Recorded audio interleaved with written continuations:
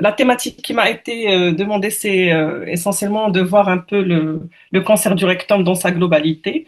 Il faut savoir que c'est une thématique très intéressante puisque le cancer colorectal, de façon générale, c'est un cancer qui est en nette augmentation partout dans le monde. Et vous allez voir que même en Afrique, on a une augmentation vraiment alarmante dans les années à venir, puisqu'il y a des choses qu'on a changées dans nos habitudes alimentaires et dans notre hygiène de vie. Et le focus va se faire essentiellement sur le cancer du rectum, qui est un cancer qui est très particulier, qui va devoir avoir des finesses, notamment sur le plan diagnostique, mais aussi sur le plan thérapeutique. Donc, il y a plusieurs choses qu'on doit voir parce que ça demande essentiellement beaucoup d'expertise tout au long justement du parcours des soins des patients pour pouvoir améliorer le pronostic et surtout la qualité de vie. Alors pour commencer, donc comme j'ai dit, le cancer du rectum, c'est un cancer qui est fréquent partout dans le monde et c'est un cancer qui va encore augmenter dans les années à venir parce que vous allez voir qu'il y a des facteurs essentiellement liés aux habitudes alimentaires essentiellement et à certaines expositions, donc notamment à la sédentarité et autre chose. Ce qui est alarmant, c'est que notamment dans notre contexte, c'est que le diagnostic est souvent fait à un stade tardif et que le plus important, c'est de savoir aussi que le rectum, c'est un petit organe, mais qui a une grande fonctionnalité, qui est aussi proche des organes génitaux, mais aussi des organes urinaires. Et donc, le problème majeur, c'est essentiellement quand on va proposer un traitement local, que ce soit la radiothérapie ou bien la chirurgie, on peut avoir une morbidité qui est très, très importante sur le plan fonctionnel, qui va impacter aussi bien les fonctions digestives, urinaires et sexuelles. Donc, d'où l'importance de vraiment optimiser tous les soins de support qu'on peut avoir pour permettre de réduire justement cet impact essentiellement fonctionnel. Alors, dans le contexte africain, Excusez-moi, professeur.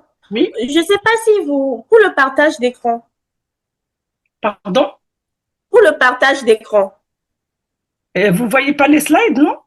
non, non, on ne voit pas encore. L'écran n'est pas partagé. Ah bon? Oui.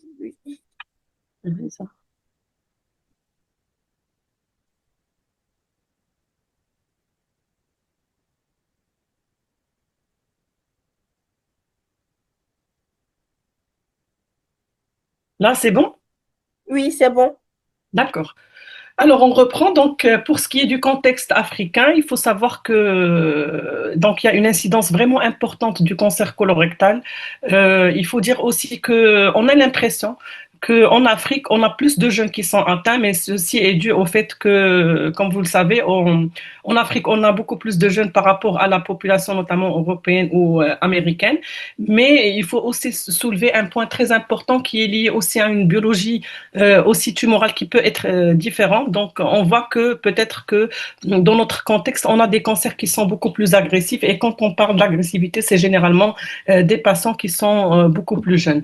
La problématique aussi qu'il faut soulever, notamment en Afrique, c'est le problème d'inégalité d'accès aux plateformes aussi bien diagnostiques ou thérapeutiques. On sait qu'il y a des pays qui ont l'accès à des plateformes de pointe, notamment en matière d'IRM, de radiothérapie ou de chirurgie, même actuellement robotisée, et que dans certaines régions, malheureusement, on n'y est pas encore. Et donc, c'est important aussi d'adapter aussi les stratégies thérapeutiques en fonction des ressources de chaque pays. L'enjeu majeur, justement, c'est qu'on puisse optimiser les stratégies thérapeutiques, qu'on mette bien sûr le patient au centre de nos intérêts et que on essaie au maximum de lui préserver la qualité de vie en essayant essentiellement d'intégrer, comme j'ai dit, les soins de support précocement dans le parcours de soins. Et un volet très très important sur lequel on va insister, c'est essentiellement la prévention, que ce soit la prévention primaire qui ne va rien coûter,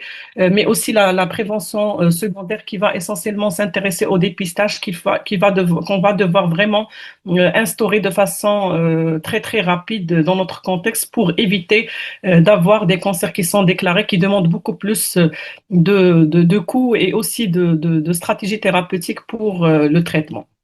Alors, quand on regarde un peu les chiffres Du cancer du rectum, il faut savoir que le cancer du rectum, c'est à peu près un tiers de tous les cancers colorectaux. On a des statistiques par rapport au staging des différents cancers rectaux, notamment dans les pays industrialisés, où ils ont très peu de cancers métastatiques d'emblée par rapport à notre contexte. C'est à peu près 30% des cancers qui sont diagnostiqués au stade métastatique, alors que 20% uniquement sont diagnostiqués au stade localement avancé et presque la moitié sont diagnostiqués à un stade localisé du fait qu'ils ont déjà des stratégies de dépistage de masse qui sont instaurées depuis plusieurs années et qui font qu'on arrive à diagnostiquer ces cancers-là à un stade beaucoup plus précoce. Alors, il faut savoir que le cancer du rectum, comme le cancer colorectal, touche beaucoup plus l'homme que la femme avec un sexe ratio à 1,5 et que c'est un cancer qui est beaucoup plus fréquent à partir de l'âge de 50 ans. C'est pour ça qu'on a choisi cet âge-là pour instaurer les stratégies de dépistage de masse dans les différents pays qui l'ont adopté. En Afrique, le cancer colorectal de façon générale représente le cinquième cancer après des cancers qui sont beaucoup plus fréquents comme le poumon, le cancer de prostate, le cancer de l'utérus qui est très fréquent dans notre contexte, mais aussi le cancer du sein. Mais il faut dire qu'on a vraiment un retard diagnostique qui est très important, même dans le contexte de notre pays qui est le Maroc, avec un accès, comme j'ai dit, au traitement qui va être différent en fonction des différents pays et des différentes plateformes. Donc, les zones qui sont considérées à haut risque, c'est essentiellement les pays industrialisés, puisque vous allez voir que c'est essentiellement des habitudes essentiellement toxiques, mais aussi alimentaires qui font qu'on a une incidence très élevée dans les pays industrialisés, qui sont de grands consommateurs, notamment d'alcool et d'aliments riches en charcuterie, etc. Pour ce qui est des pays qui sont à risque intermédiaire, c'est essentiellement l'Europe de l'Est et certaines régions de l'Amérique latine. Et puis, l'Afrique, pour l'instant, elle est considérée comme un pays comme un continent de bas risque de cancer colorectal. Sauf qu'il faut prendre cette notion-là avec beaucoup de prudence, puisque on a très peu, justement, de testing, de diagnostic précoce. Donc, il faut vraiment prendre ça avec beaucoup de précautions. Et ce qui est aussi alarmant, c'est qu'il faut dire qu'on est en pleine transition épidémiologique. On a changé nos habitudes alimentaires. On mange de plus en plus occidental. Et donc, on va avoir des chiffres vraiment qui vont être beaucoup plus importants dans les années à venir. Et surtout, on va avoir beaucoup plus de cas de cancer chez les jeunes, puisque nos habitudes alimentaires ont changé depuis l'enfance. Et donc, on va avoir des cancers qui vont survenir vraiment dans les années à venir chez des populations qui sont beaucoup plus jeunes. Alors, quand on regarde un peu les origines ou les facteurs de risque des cancers colorectaux, il faut savoir que dans 80% des cas des cancers colorectaux de façon générale, c'est des cancers qui sont dits sporadiques. Ça veut dire qu'on n'a pas d'anomalie génétiquement plutôt héréditaire qui est responsable de ce cancer, puisque tout le cancer, il est lié à une anomalie génétique, mais le fait que ça soit héréditaire, c'est uniquement 15 à 20% des cas dans des spectres de maladies héréditaires connues, notamment le syndrome de Lynch qu'il faut connaître. C'est un syndrome qui va faire qu'on a une instabilité des microsatellites qui sont des gènes qui sont responsables de la réparation de l'ADN et qui fait que ces familles qui sont Lynch vont avoir un spectre de cancer donc très très large et très très fréquent aussi du spectre de cancer de l'endomètre, de l'ovaire, de l'estomac et surtout le cancer colorectal. La deuxième cause aussi génétique héréditaire du cancer colorectal, c'est essentiellement la polypose adénomateuse familiale et ça, les gastro-entérologues connaissent très très bien puisque quand ils réalisent des fois la colonoscopie, ils vont trouver le côlon en tapis de laine, donc avec un nombre très très important de polypes qui sont disséminés sur toute la muqueuse colique et qui est pourvoyeuse justement de dégénérescence quasi constante dans l'évolution naturelle de ces patients-là. Et là encore, ça représente uniquement 1% de tous les cancers pour dire que le plus important, c'est de regarder essentiellement les 80% de cancers sporadiques qui vont lier essentiellement à des facteurs modifiables qu'on va détailler. Donc, indépendamment des facteurs intrinsèques génétiques qui ne sont pas modifiables, sur lesquels malheureusement on n'a pas actuellement de stratégie pour les éviter, que ça soit l'âge qu'on ne peut pas arrêter, et puis aussi certaines maladies chroniques comme les maladies chroniques intestinales, la maladie de Crohn ou la RCH aussi, qui sont des maladies très pourvoyeuses de cancer colorectal et qu'on va devoir surveiller de près, surtout traiter précocement et surveiller de près parce que le risque de dégénérescence est là. Le fait d'avoir des antécédents aussi familiaux ou personnels de cancer colorectal ou d'adénome prédispose aussi à un cancer colorectal.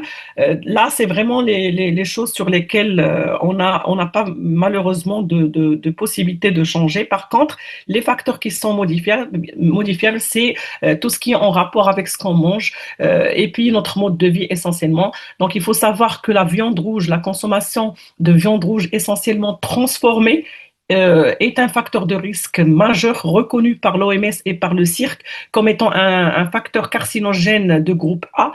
Ça veut dire qu'il y a un lien de causalité vraiment qui est vraiment évident et donc qui va augmenter le risque d'avoir un cancer colorectal.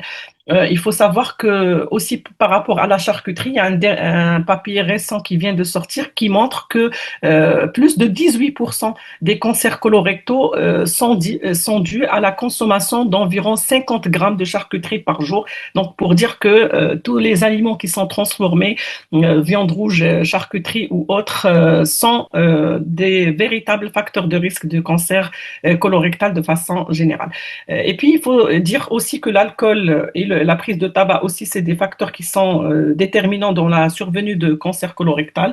Et le troisième point, c'est essentiellement la sédentarité et l'obésité, et surtout la surconsommation de sucre qui va entraîner un phénomène inflammatoire, donc qui va là encore entraîner la survenue de cancers colorectaux, pour dire qu'il y a beaucoup de choses à faire sur le plan éducatif pour changer notre habitude alimentaire et pouvoir éviter justement tous ces cancers qui vont être liés à notre hygiène de vie et à nos habitudes alimentaires qu'on a surtout changé à cause de l'occidentalisation de l'alimentation.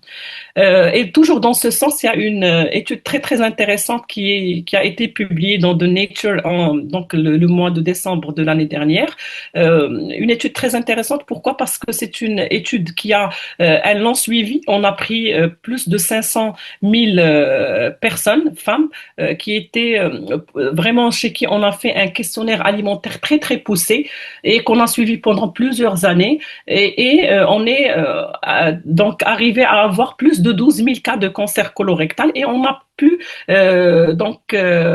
corréler justement la survenue de ce cancer colorectal par rapport au régime alimentaire de chaque femme. Et ce qui ressort dans cette étude, c'est des choses qu'on connaît déjà, qui étaient déjà publiées dans d'autres études, mais juste pour dire que vraiment, le fait de manger 5 fruits et légumes, de prendre des aliments à base de folate qui sont des aliments très très importants pour la réparation des anomalies de l'ADN, puisqu'il faut savoir que le fait de prendre des folates de façon quotidienne va avoir un rôle très très important pour réparer des lésions qui sont même existantes au niveau de l'ADN.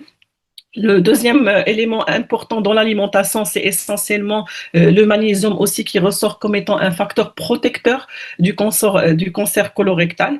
Le fait de manger bien sûr les céréales et aussi les farines complètes, là encore, c'est un facteur protecteur. Et ne pas oublier aussi les laitages, puisqu'il y a beaucoup de débats par rapport au lait. Il faut savoir que tous les produits laitiers sont ressortis comme étant un facteur protecteur du cancer colorectal. Et donc, il faut insister vraiment sur ce volet-là d'éducation là encore thérapeutique pour pouvoir éviter des cas de cancer colorectal. Et ce qui ressort aussi de cette étude, c'est ce qu'on connaît déjà par rapport à la viande rouge, la consommation d'alcool et aussi l'excès de sucre qui sont des véritables facteurs de risque du cancer colorectal de façon générale. Alors, quand on veut parler du cancer du rectum de façon générale, il faut savoir que le cancer du rectum, c'est pas un seul cancer, mais trois. Il faut déjà le subdiviser sur le plan anatomique en cancer du haut rectum, cancer du moyen rectum et cancer du bas rectum. Quelles sont les particularités? C'est qu'il faut savoir que le cancer du haut rectum, c'est un cancer qui rejoint le cancer donc du côlon dans la prise en charge, puisque c'est généralement un cancer qu'on traite par chirurgie et il a le même profil évolutif que le cancer du côlon.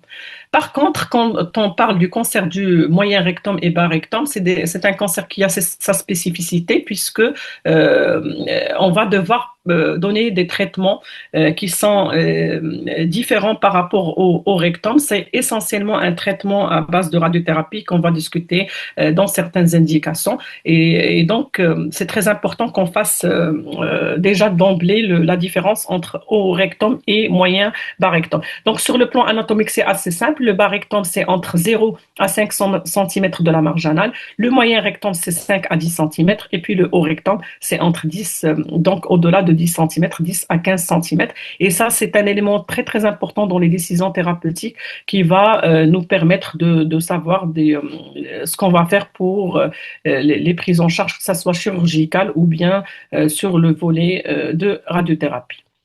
Alors, on arrive au volet clinique pour dire quels sont les symptômes ou bien les signes cliniques devant lesquels on peut découvrir une tumeur du rectum. Alors, il faut savoir que généralement, le tumeur du rectum, le fait que ça retarde un peu le diagnostic, c'est que c'est généralement des patients qui vont avoir des rectorragies et qu'on va traiter pour hémorroïdes, tout simplement. Donc, la plupart des malades ont cette histoire d'hémorroïdes qui ont été traités, qui n'ont pas, avec des symptômes qui n'étaient pas résolus. Et donc, ça fait qu'il y a toujours un retard pour arriver à faire le diagnostic. Donc, l'idée, c'est que la plupart des patients vont avoir l'érectorragie qui est le premier symptôme le plus fréquent. Bien sûr, on peut découvrir ça sur le fait d'avoir une anémie si le saignement il est occulte et qui n'est pas des fois extériorisé. Dans les cas où la tumeur commence à plus évoluer, donc c'est plus du localement avancé, dans ce cas-là, on peut avoir des cas carrément d'occlusion où la tumeur elle a traîné pendant un moment et donc c'est compliqué en loco-régional, soit que ça va causer une occlusion ou bien des surinfections de type abcès, ou bien carrément la tumeur va tellement évoluer qu'elle va causer une perforation.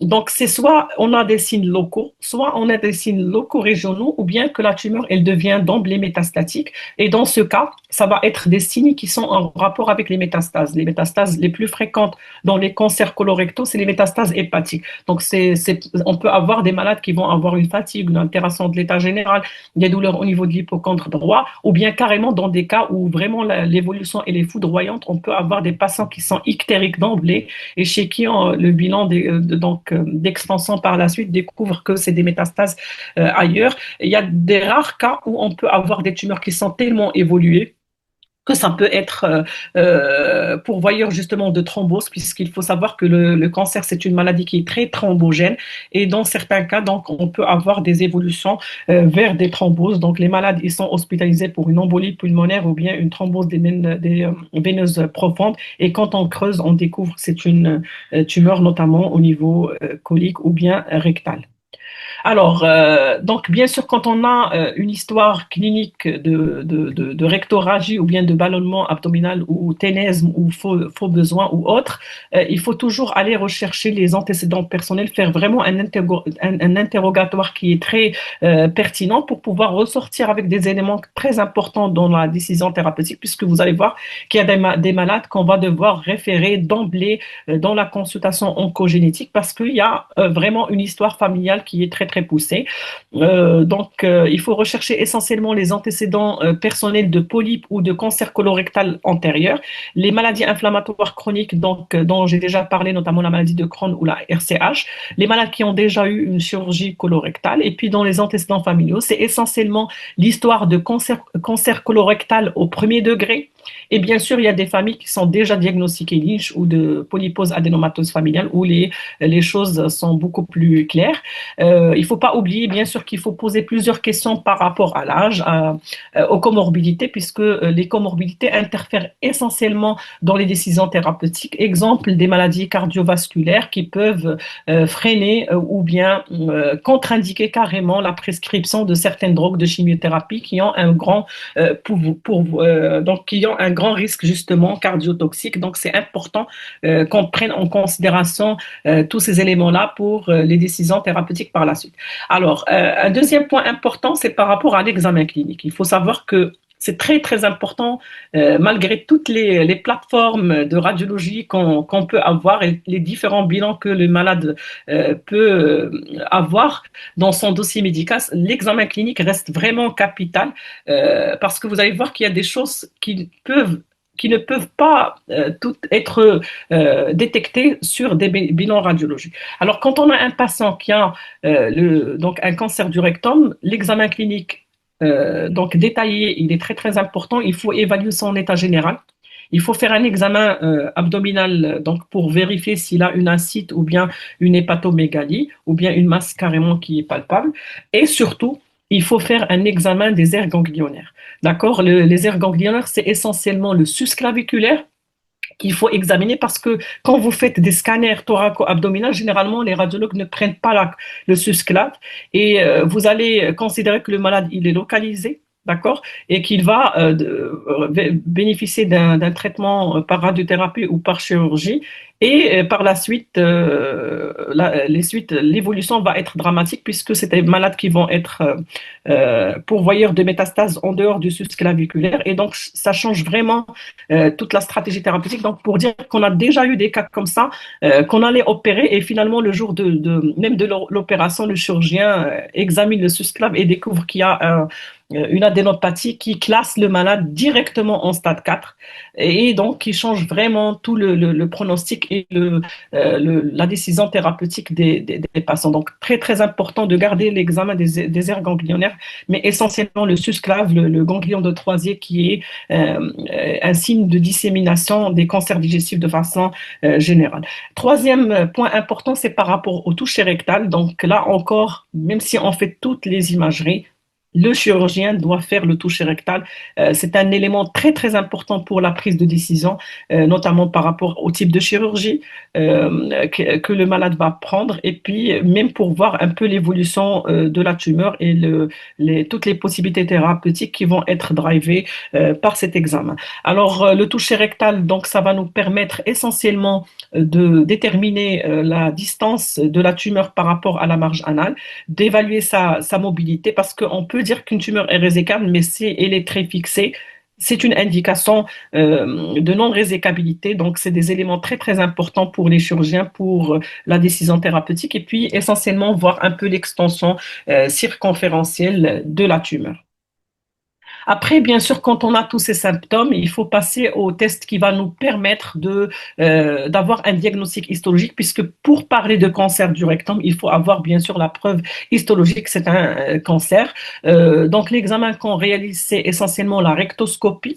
Il faut savoir qu'on l'a fait de plus en plus maintenant avec l'anesthésie générale. Et quand on fait de la rectoscopie, il faut compléter par colonoscopie. Donc, ça sert à rien de faire une anesthésie en deux temps pour des malades qui ont suspicion de tumeur rectale, parce que vous allez voir qu'il y a la possibilité d'avoir aussi des métastases, des tumeurs qui sont synchrones, ça veut dire avoir une tumeur au niveau du rectum et une autre au niveau du côlon. Et aussi, on peut avoir aussi des adénomes qui peuvent dégénérer dans les temps qui vont suivre aussi le traitement du cancer du rectum. Donc, c'est pour ça qu'il faut aller vers un traitement aussi de ces adénomes, pouvoir les réséquer d'emblée pour éviter de faire cette colonoscopie en deux temps. Donc, l'idée, c'est de faire vraiment d'emblée une colonoscopie, sauf dans certains cas où on a une tumeur qui est sténosante au niveau du rectum, donc on n'arrive pas à franchir au-delà de la tumeur. Dans ce cas-là, il faut reprogrammer, bien sûr, une colonoscopie totale après le geste qu'on va faire sur les rectums, le temps de faire le traitement par radiothérapie ou par chirurgie. Et en post-opératoire, après même le traitement adjuvant qu'on peut mettre, on peut reprogrammer une colonoscopie totale dans les 6 mois qui suivent le traitement initial du cancer du rectum. Alors, un élément important qu'il faut voir vraiment sur la colonoscopie, c'est qu'il y a le gastro-entérologue, il peut tomber sur des adénomes qui sont décrits lors de cet examen-là. Il faut savoir qu'il y a des critères de malignité rien que sur l'aspect morphologique justement de ces adénomes. Il faut savoir que plus le polype il est grand, plus il est à grand risque de dégénérescence. Donc, quand on voit des polypes de plus de 2 centimètres, généralement, c'est jusqu'à 65% de risque de dégénérescence en cancer colorectal. Il y a certains types aussi sur le plan morphologique qui sont les polypes sessiles.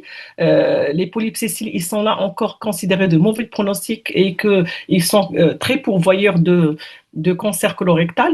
Les polypes, bien sûr, qui sont multiples, là encore, ils augmentent le risque de dégénérescence. Et puis les polypes, quand ils sont dans le côlon droit, ils sont plus à risque par rapport au côlon gauche. Et le dernier point, plutôt histologique, les adénomes villeux sont de mauvais pronostics par rapport au type tubuleux. Donc, quand on a des adénomes villeux, il faut les réséquer depuis la base et bien sûr éviter qu'ils passent en dysplasie de haut grade qui peut arriver à la dégénérescence. Pourquoi je parle de ce point important? Parce qu'il faut savoir que dans l'histoire naturelle du cancer colorectal, il y a essentiellement ce lien adénome-cancer. Donc, généralement, dans ces cas sporadiques, finalement, de 80% des cancers colorectals, c'est généralement un polype qui a dégénéré, un adénome au niveau de la muqueuse colique qui a dégénéré. Et pour dégénérer, généralement, ça prend beaucoup de temps. Donc, c'est généralement une dizaine d'années pour pouvoir arriver à une dégénérescence, d'où l'importance, justement, d'être dans des stratégies de dépistage. À chaque fois qu'on a des malades qui ont des constipations chroniques ou bien qui ont des problèmes de ballonnement abdominal ou de symptômes digestifs qui ne sont pas résolus par un traitement symptomatique, il ne faut pas hésiter de demander des colonoscopies parce que si on tombe justement sur ces adénomes, il faut les réséquer d'emblée pour éviter d'arriver au stade de cancer colorectal où les choses sont beaucoup plus compliquées sur le plan thérapeutique. Alors, quand on fait des biopsies, donc généralement, le type histologique le plus fréquent dans le cancer du rectum, c'est l'adénocarcinome liberculien. Donc, c'est presque de 98% des cancers colorectaux. Après, on a des rares cas où on a des adénocarcinomes de type mucineux qui donnent beaucoup plus de carcinose péritonéale lorsqu'ils évoluent. L'adénocarcinome en bagage à temps, comme ce qu'on voit un peu dans le cancer de l'estomac, c'est un cancer qui est très très rare et qui est généralement de très mauvais pronostic lorsqu'il est diagnostiqué dans les tumeurs digestives de façon générale. Il y a des rares cas où on peut avoir des cas de mélanome ou bien de lymphome, mais ça c'est vraiment un autre volet de stratégie thérapeutique. Alors, il faut dire que la plupart là encore des tumeurs coliques, c'est des tumeurs qui sont ulcéro-bourgeonnantes. C'est pour ça qu'elles sont symptomatiques. Les tumeurs qui sont infiltrantes ou ulcérées, généralement, ils prennent beaucoup plus de temps à se manifester puisque généralement, on n'a pas les rectorragies ou bien les autres symptômes qui sont liés. Alors, est-ce que c'est suffisant d'avoir juste l'aspect morphologique? Il faut dire que l'élément important aussi à mentionner dans un compte rendu anatomopathologique pour un cancer colorectal, c'est essentiellement la différenciation. Est-ce que c'est un carcinome bien différencié, moyennement différencié ou bien peu différencié? Parce que c'est une décision. C'est un élément sur lequel on se base pour indiquer ou pas une chimiothérapie, notamment adjuvante, qui est généralement indiquée lorsqu'on a des cancers qui sont peu différenciés ou bien, pour certains cas, moyennement différenciés. Troisième élément important, des fois, quand on a des adénocarcinomes qui sont de type peu différenciés ou carrément indifférenciés, c'est important de compléter par l'immunohistochimie avec deux marqueurs essentiels pour aller vers l'origine rectale, notamment la cytokératine 7 qui est négative, la cytokératine 20 qui est positive, et aussi un autre marqueur intestinal qui est le CDX2 qui est positif dans le cancer de type rectal.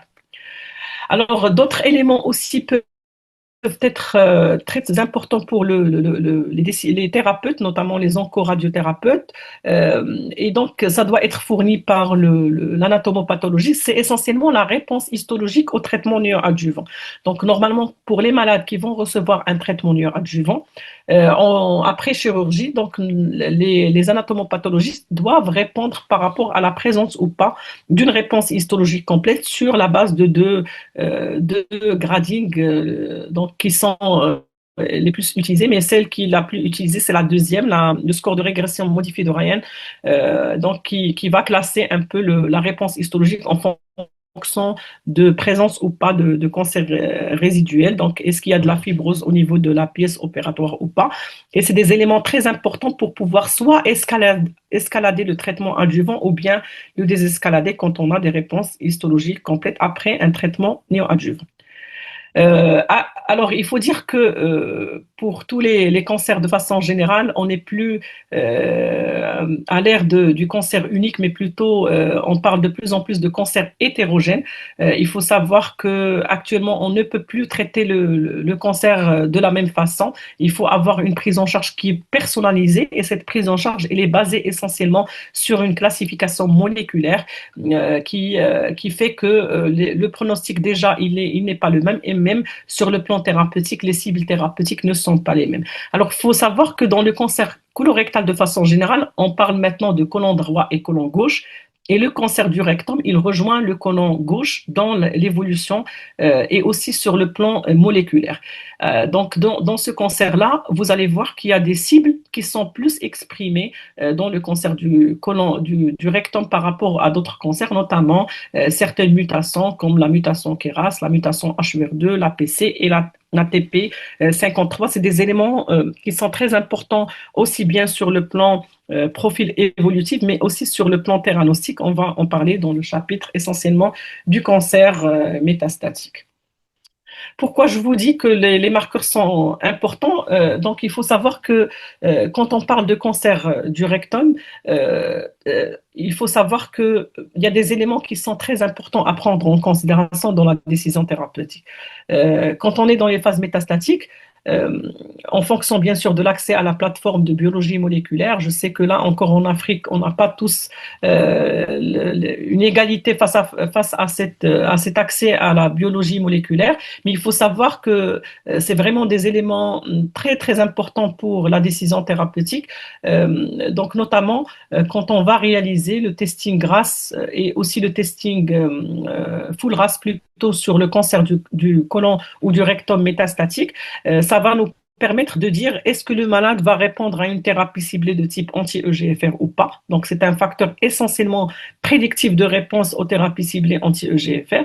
Quand on parle de mutation BRAF, là encore, c'est un élément qui a été essentiellement pronostic pendant plusieurs années. Ça veut dire que les malades qui avaient des mutations BRAF sont des malades qui vont avoir un pronostic mauvais par rapport aux patients qui ne sont pas mutés. Mais actuellement, grâce justement à l'innovation thérapeutique, on a pu développer des traitements anti-BRAF qui ont actuellement aussi intégré les arsenaux thérapeutiques dans le cancer du côlon et colorectum métastatique. Donc, pour dire que c'est des éléments qui prennent vraiment une grande place dans la décision aussi thérapeutique. Et le troisième élément très important, c'est l'instabilité des microsatellites. Alors là, pour vous dire que le statut MSI dans une tumeur colorectale, c'est un must-have. Ça veut dire que tous les pays, normalement, doivent avoir une plateforme pour pouvoir faire le testing du MSI. D'ailleurs, ça se fait par immunohistochimie. C'est dans des rares cas où on peut avoir recours à la PCR digitale pour pouvoir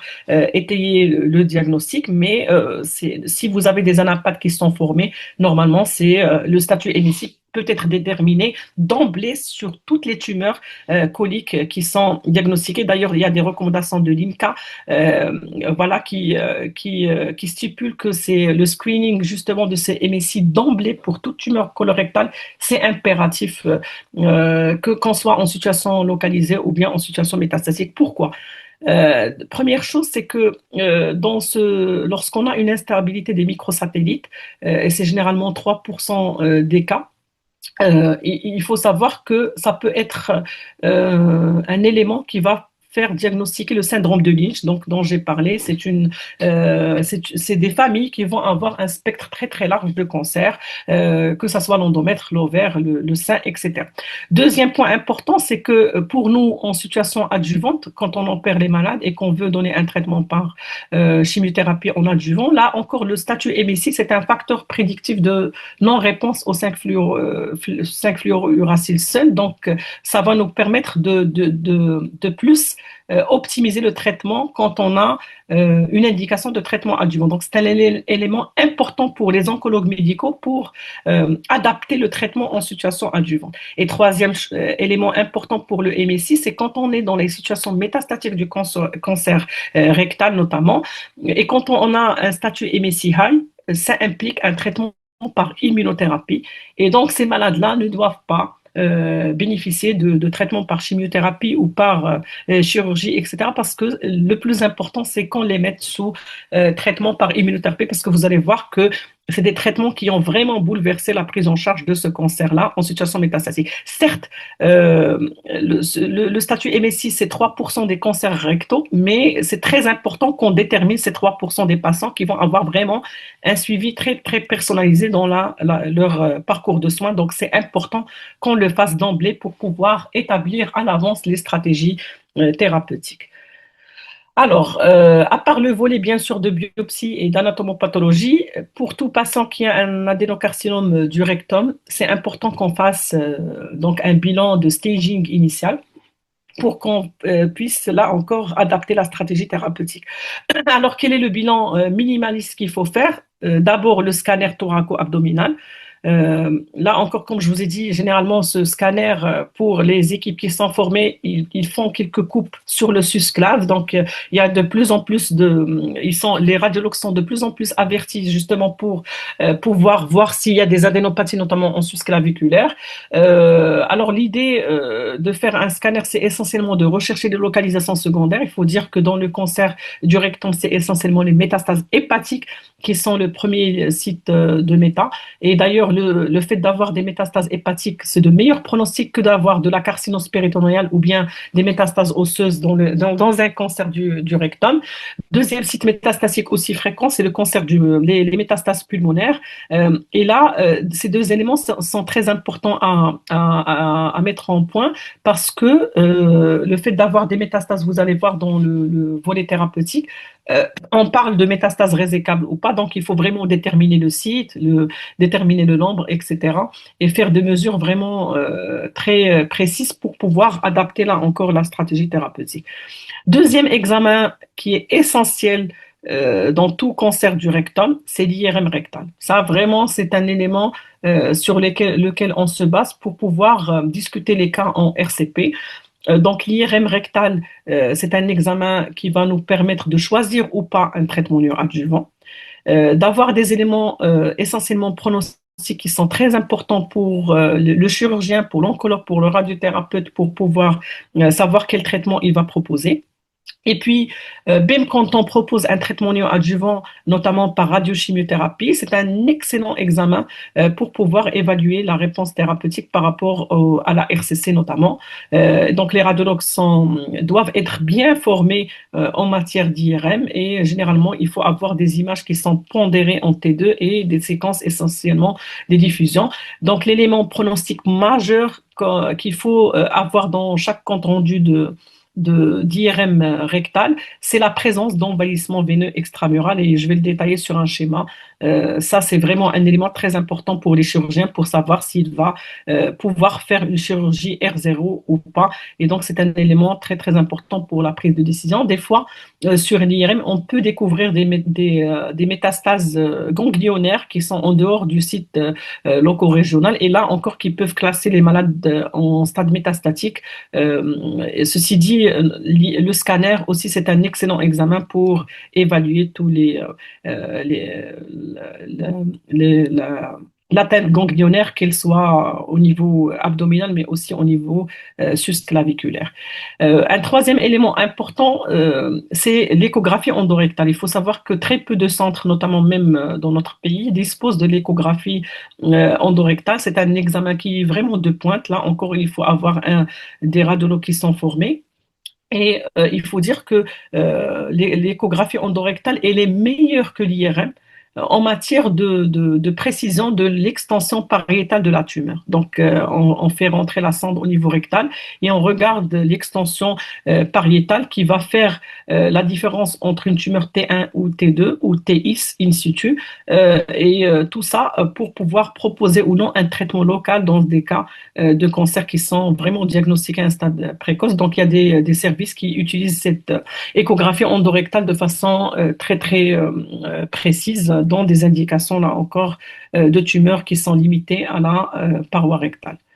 Alors, est-ce qu'il faut avoir un PET scan dans le bilan de staging d'un adénocarcinome rectal? La réponse est non. Donc, ce n'est pas un examen systématique qu'il faut faire d'emblée.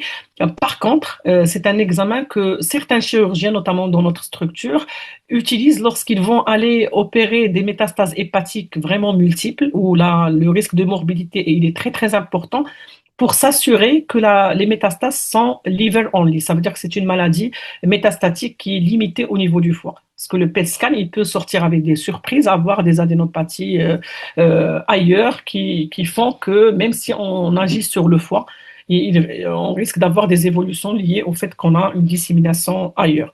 Deuxième indication importante, c'est que il y a certains cas de patients qu'on va suivre pendant quelques temps et qui vont avoir une ascension du marqueur tumoral qui est l'ACE, qui est souvent contributif dans le cancer du rectum et que malgré toutes les imageries qu'on va faire, que ce soit le scanner, la scintigraphie, même des fois d'autres bilans de type IRM médulaire ou autre, on n'arrive pas à trouver la cause de l'ascension de l'ACE. Dans ces cas, on peut avoir recours au PET scan. Et la troisième indication que j'ai pas mis sur la slide, c'est essentiellement l'indication d'évaluation de la réponse métabolique des patients qui sont sous immunothérapie. Il faut savoir que lorsqu'on va mettre des patients sous immunothérapie, généralement le meilleur examen d'évaluation, ça va être le PET scanner qui va essentiellement évaluer la réponse métabolique au niveau des sites métastatiques et de la tumeur primitive.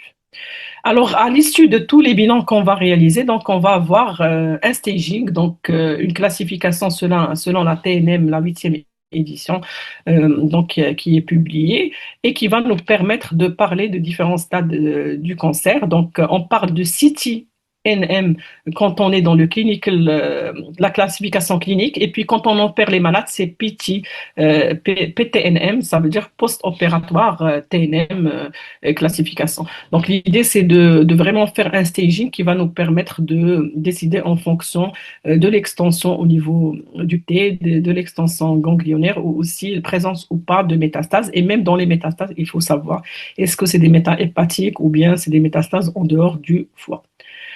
Donc, pour faire un peu les take-home message par rapport à cette étape diagnostic et bilan initial, je reviens sur un élément important qui est le toucher rectal. Toucher rectal essentiellement du chirurgien, parce que les gastro, ils vont le faire pour détecter une tumeur dans le cadre de l'examen clinique, mais il faut savoir que dans la décision thérapeutique du cancer du rectum, essentiellement bas et moyen rectum, c'est le toucher rectal par le chirurgien qui est très important pour la décision thérapeutique. Sur le plan biologique, donc, on fait le dosage essentiellement d'un marqueur tumoral qui est souvent contributif, qui est l'ACE. Donc, on va devoir démarrer au début dans le bilan pré-thérapeutique et aussi dans le monitoring dans le cadre du surveillance. Il faut faire aussi le dosage de l'uracylémie. Le dosage de l'uracylémie, c'est un dosage qui va nous permettre de rechercher le déficit en DPD. Donc, pour les oncologues qui sont parmi nous, la DPD, c'est une enzyme qui intervient dans le métabolisme du 5-fluorouracile et prodrogue. C'est les principales chimiothérapies en fait qu'on utilise en pratique dans le cancer colorectal. Et donc, il faut toujours savoir si les patients sont des métaboliseurs normaux ou pas à cette drogue de chimiothérapie, parce que le fait d'avoir un déficit en DPD, on va avoir un risque très important de toxicité qui peuvent même être mortelles. Donc, c'est du médico-légal. Il faut systématiquement doser l'uracylémie avant tout diagnostic avant tout bilan ou bien tout traitement de cancer du rectum de façon générale. Le statut MSI, comme j'ai dit, c'est plutôt par immunohistochimie et par biomol PCR digital quand on a des discordances. Troisième élément important, c'est la coloscopie. Donc, comme j'ai dit, rectoscopie, idéalement rectocolo, sauf pour tumeurs sténosantes. Et puis, le bilan d'extension, l'IRM c'est capital pour tout bilan préthérapeutique euh, parce que tout simplement, il y a un risque important de cardiotoxicité pour certaines drogues de chimiothérapie qui sont utilisées. Il faut aussi interroger les patients sur leur vie sexuelle et aussi sur les fonctions urinaires parce que vous allez voir que tous les traitements qu'on va donner vont avoir un impact sur la sexualité et sur la fonction urinaire. C'est pour ça que c'est important qu'on ait un bilan de baseline pour pouvoir évaluer l'impact des traitements euh, qu'on va démarrer. Et puis, la consultation oncogériatrique, donc c'est une consultation qui est spécifique, qui va vraiment s'attarder sur certaines finesses qu'il faut rechercher chez les patients qui sont plus âgés, qui sont fragiles, pour pouvoir adapter justement le traitement à leur état de santé. Donc, il faut savoir que dans notre formation, dans notre institution notamment, on a une consultation oncogériatrique dédiée. Donc, c'est une oncologue médicale qui a une formation spécifique en gériatrie et qui va évaluer de façon beaucoup plus poussée justement les fragilités chez les patients de plus de 75 ans. Ceci dit, on peut faire un pre-screening par un score qui s'appelle le G8, que tous les oncologues médicaux connaissent et qui permet un peu de sélectionner les patients qui sont fragiles et qui vont devoir avoir une consultation oncogériatrique qui est beaucoup plus approfondie. Ne pas oublier aussi le volet fertilité, donc les patientes qui sont en âge de procréer. Donc, il faut leur proposer des techniques de préservation de la fertilité en fonction des différentes donc, fonctionnalités. Alors, à l'issue de tout ce bilan qu'on va réaliser, on va passer vraiment à la phase thérapeutique. Je sais que dans la salle, il n'y a pas beaucoup de médecins, oncologues et radiothérapeutes. Donc, l'idée, c'est de dire que en oncologie, le mot-clé, c'est vraiment la réunion de concertation pluridisciplinaire. Donc, quand on veut traiter un cancer, c'est pas l'oncologue, c'est pas le radiothérapeute, c'est pas le chirurgien seul dans son coin, mais plutôt c'est vraiment l'équipe qui est très importante pour la prise de décision. Il faut savoir que les oncologues médicaux, c'est des véritables stratèges thérapeutiques. C'est à nous essentiellement d'établir toute la stratégie thérapeutique. C'est pour ça qu'on nous met en tête de liste justement de ces MDT. Et puis, il y a surtout le socle justement qui est nécessaire pour décider d'un traitement du cancer colorectal. C'est essentiellement l'oncologue médical, les radiothérapeutes, les chirurgiens, les gastro-entérologues, les radiologues et puis les radiologues interventionnés puisqu'on peut avoir recours à certaines techniques de chimiothérapie intra-artérielle, de chimio-embolisation, radiofréquence, etc. Et puis pour certaines structures qui ont la possibilité d'avoir d'autres personnes, notamment l'anatomopathologiste, le stémathérapeute, parce que c'est des infirmiers en pratique avancée qui font beaucoup d'éducation sur la colostomie, etc. Donc, c'est véritablement des personnes très importantes pour assurer les soins de support, les paléontologues, les psychologues, et puis on peut élargir même l'équipe avec d'autres intervenants en fonction des ressources. Alors, l'idée, c'est quand on a tous ces éléments-là, qu'on s'est réunis autour d'une table pour décider d'un traitement d'un patient. Donc, c'est soit qu'on est en situation localisée, et dans ce cas, vraiment les choses sont claires, c'est soit qu'on est en situation localisée et que c'est le chirurgien qui va prendre le relais pour certains cas lorsque les tumeurs sont vraiment diagnostiquées à un stade précoce, soit qu'on est dans un stade localement avancé où il faut mettre un traitement de radiochimiothérapie généralement et puis faire la chirurgie, ou bien on est en situation métastatique et dans ce cas, ça va être la combinaison de plusieurs traitements. Alors, pour ce qui est des stades localisés, il faut savoir que la chirurgie, c'est le pilier du traitement du cancer du rectum. Et quand on parle de chirurgie du rectum, c'est chirurgie d'expertise. Il faut avoir des chirurgiens qui font du rectum. D'ailleurs, notamment au Maroc, on a des chirurgiens qui sont spécialisés en proctologie et il y a même dans notre structure des médecins qui ne font que le cancer du rectum, pour dire que c'est une spécialité qui est assez difficile et qui demande beaucoup de finesse et de compétences pour pouvoir améliorer le pronostic des patients.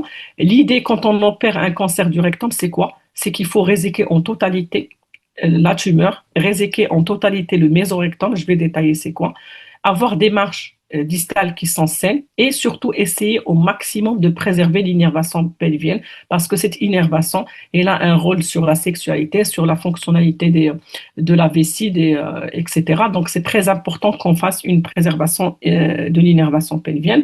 Il faut faire aussi un curage ganglionnaire de plus de 12 ganglions pour dire qu'on est carcinologique. Et ceci ne peut se faire que dans des centres qui sont normalement qualifiés et spécialisés dans la chirurgie du rectum. Alors, quand on parle du cancer du rectum, c'est important qu'on passe quelques slides sur le mésorectum parce que le mésorectum, c'est un espace graisseux qui entoure un peu le rectum et qui est riche en vaisseaux, en ganglions. Et donc, c'est la première porte de diffusion justement du cancer. Donc, c'est là où on a les premières micrométastases qui passent. Et donc, quand on veut faire de la bonne chirurgie carcinologique, il faut réséquer justement tout ce mésorectum pour dire qu'on est carcinologique. Et donc, le chirurgien le sait. Il faut qu'il fasse une résection complète du mésorectum comme sur le schéma et il faut qu'il soit large aussi en latéralité pour avoir une marge latérale qui est supérieure à 1 mm. Donc ça, c'est vraiment des finesses de chirurgien, mais juste pour vous dire que même les oncologues ou les thérapeutes qui interviennent dans les décisions thérapeutiques doivent connaître ces détails-là parce que quand on a des dossiers qui sont donc discutés en RCP, on regarde vraiment avec beaucoup de précaution si la résection du mésorectum il a été complète ou pas, parce que c'est une indication à mettre un traitement adjuvant et c'est considéré comme une chirurgie R1 où le patient va avoir un grand risque de rechute locale et donc il faut rattraper ça par un traitement systémique qu'on donne généralement en post-opératoire. Alors, je ne vais pas m'attarder par rapport aux différentes techniques de chirurgie.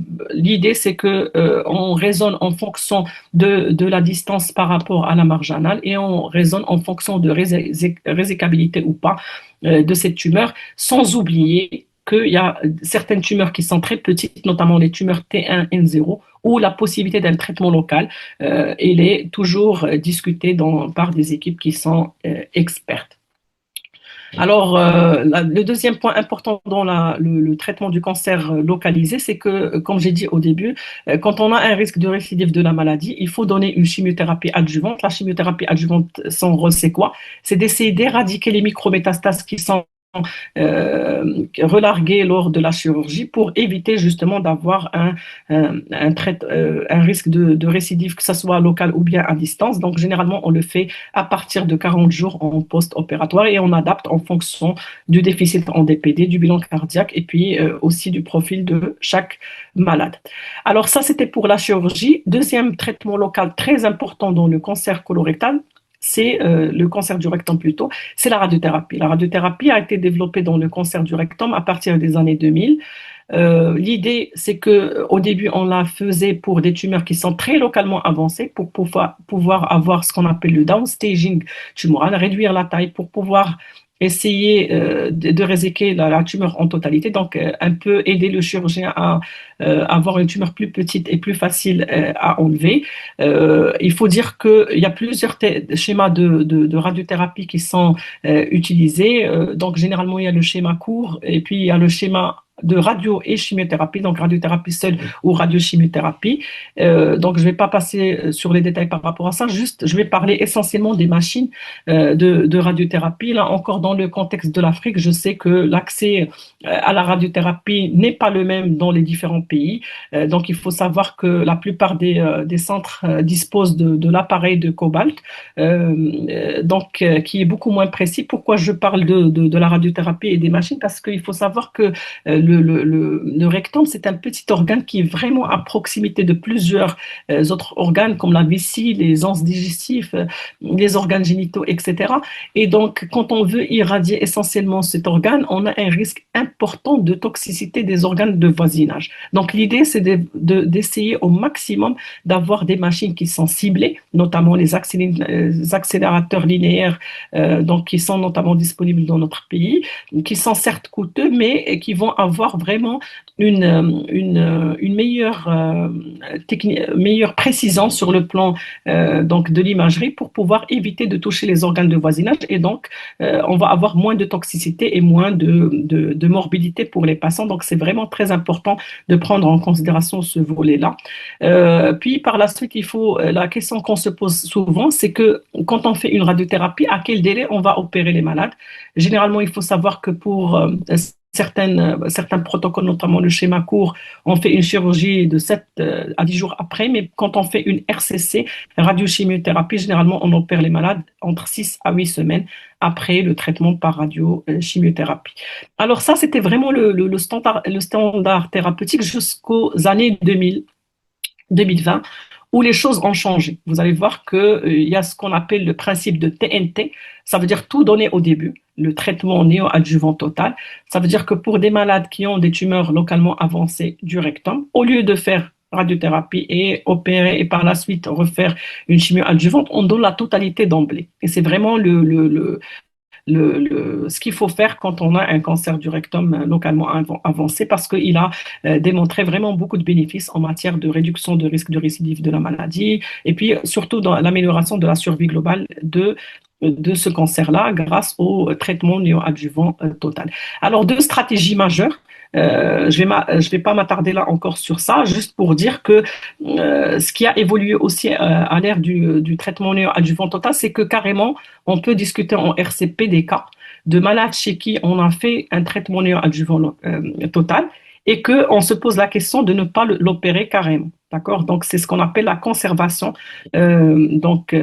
sphinctérienne ou la conservation d'organes qui peut se discuter pour des cas qui sont excellents répondeurs au traitement, à condition bien sûr qu'on soit dans des stratégies de surveillance vraiment très très rapprochées parce que il faut que le malade soit vraiment coopérant, il faut que la structure ait la plateforme pour surveiller de près les malades. Si on a des rechutes dans ce cas, il faut aller vers une chirurgie retardée, mais de rattrapage. Mais en tout cas, c'est vraiment une arme thérapeutique ou bien un nouveau concept dans le cancer du rectum qui fait qu'on a de plus en plus de cas guéris, même quand les tumeurs sont localement avancées. Je vais pas m'attarder encore sur les différents types d'études.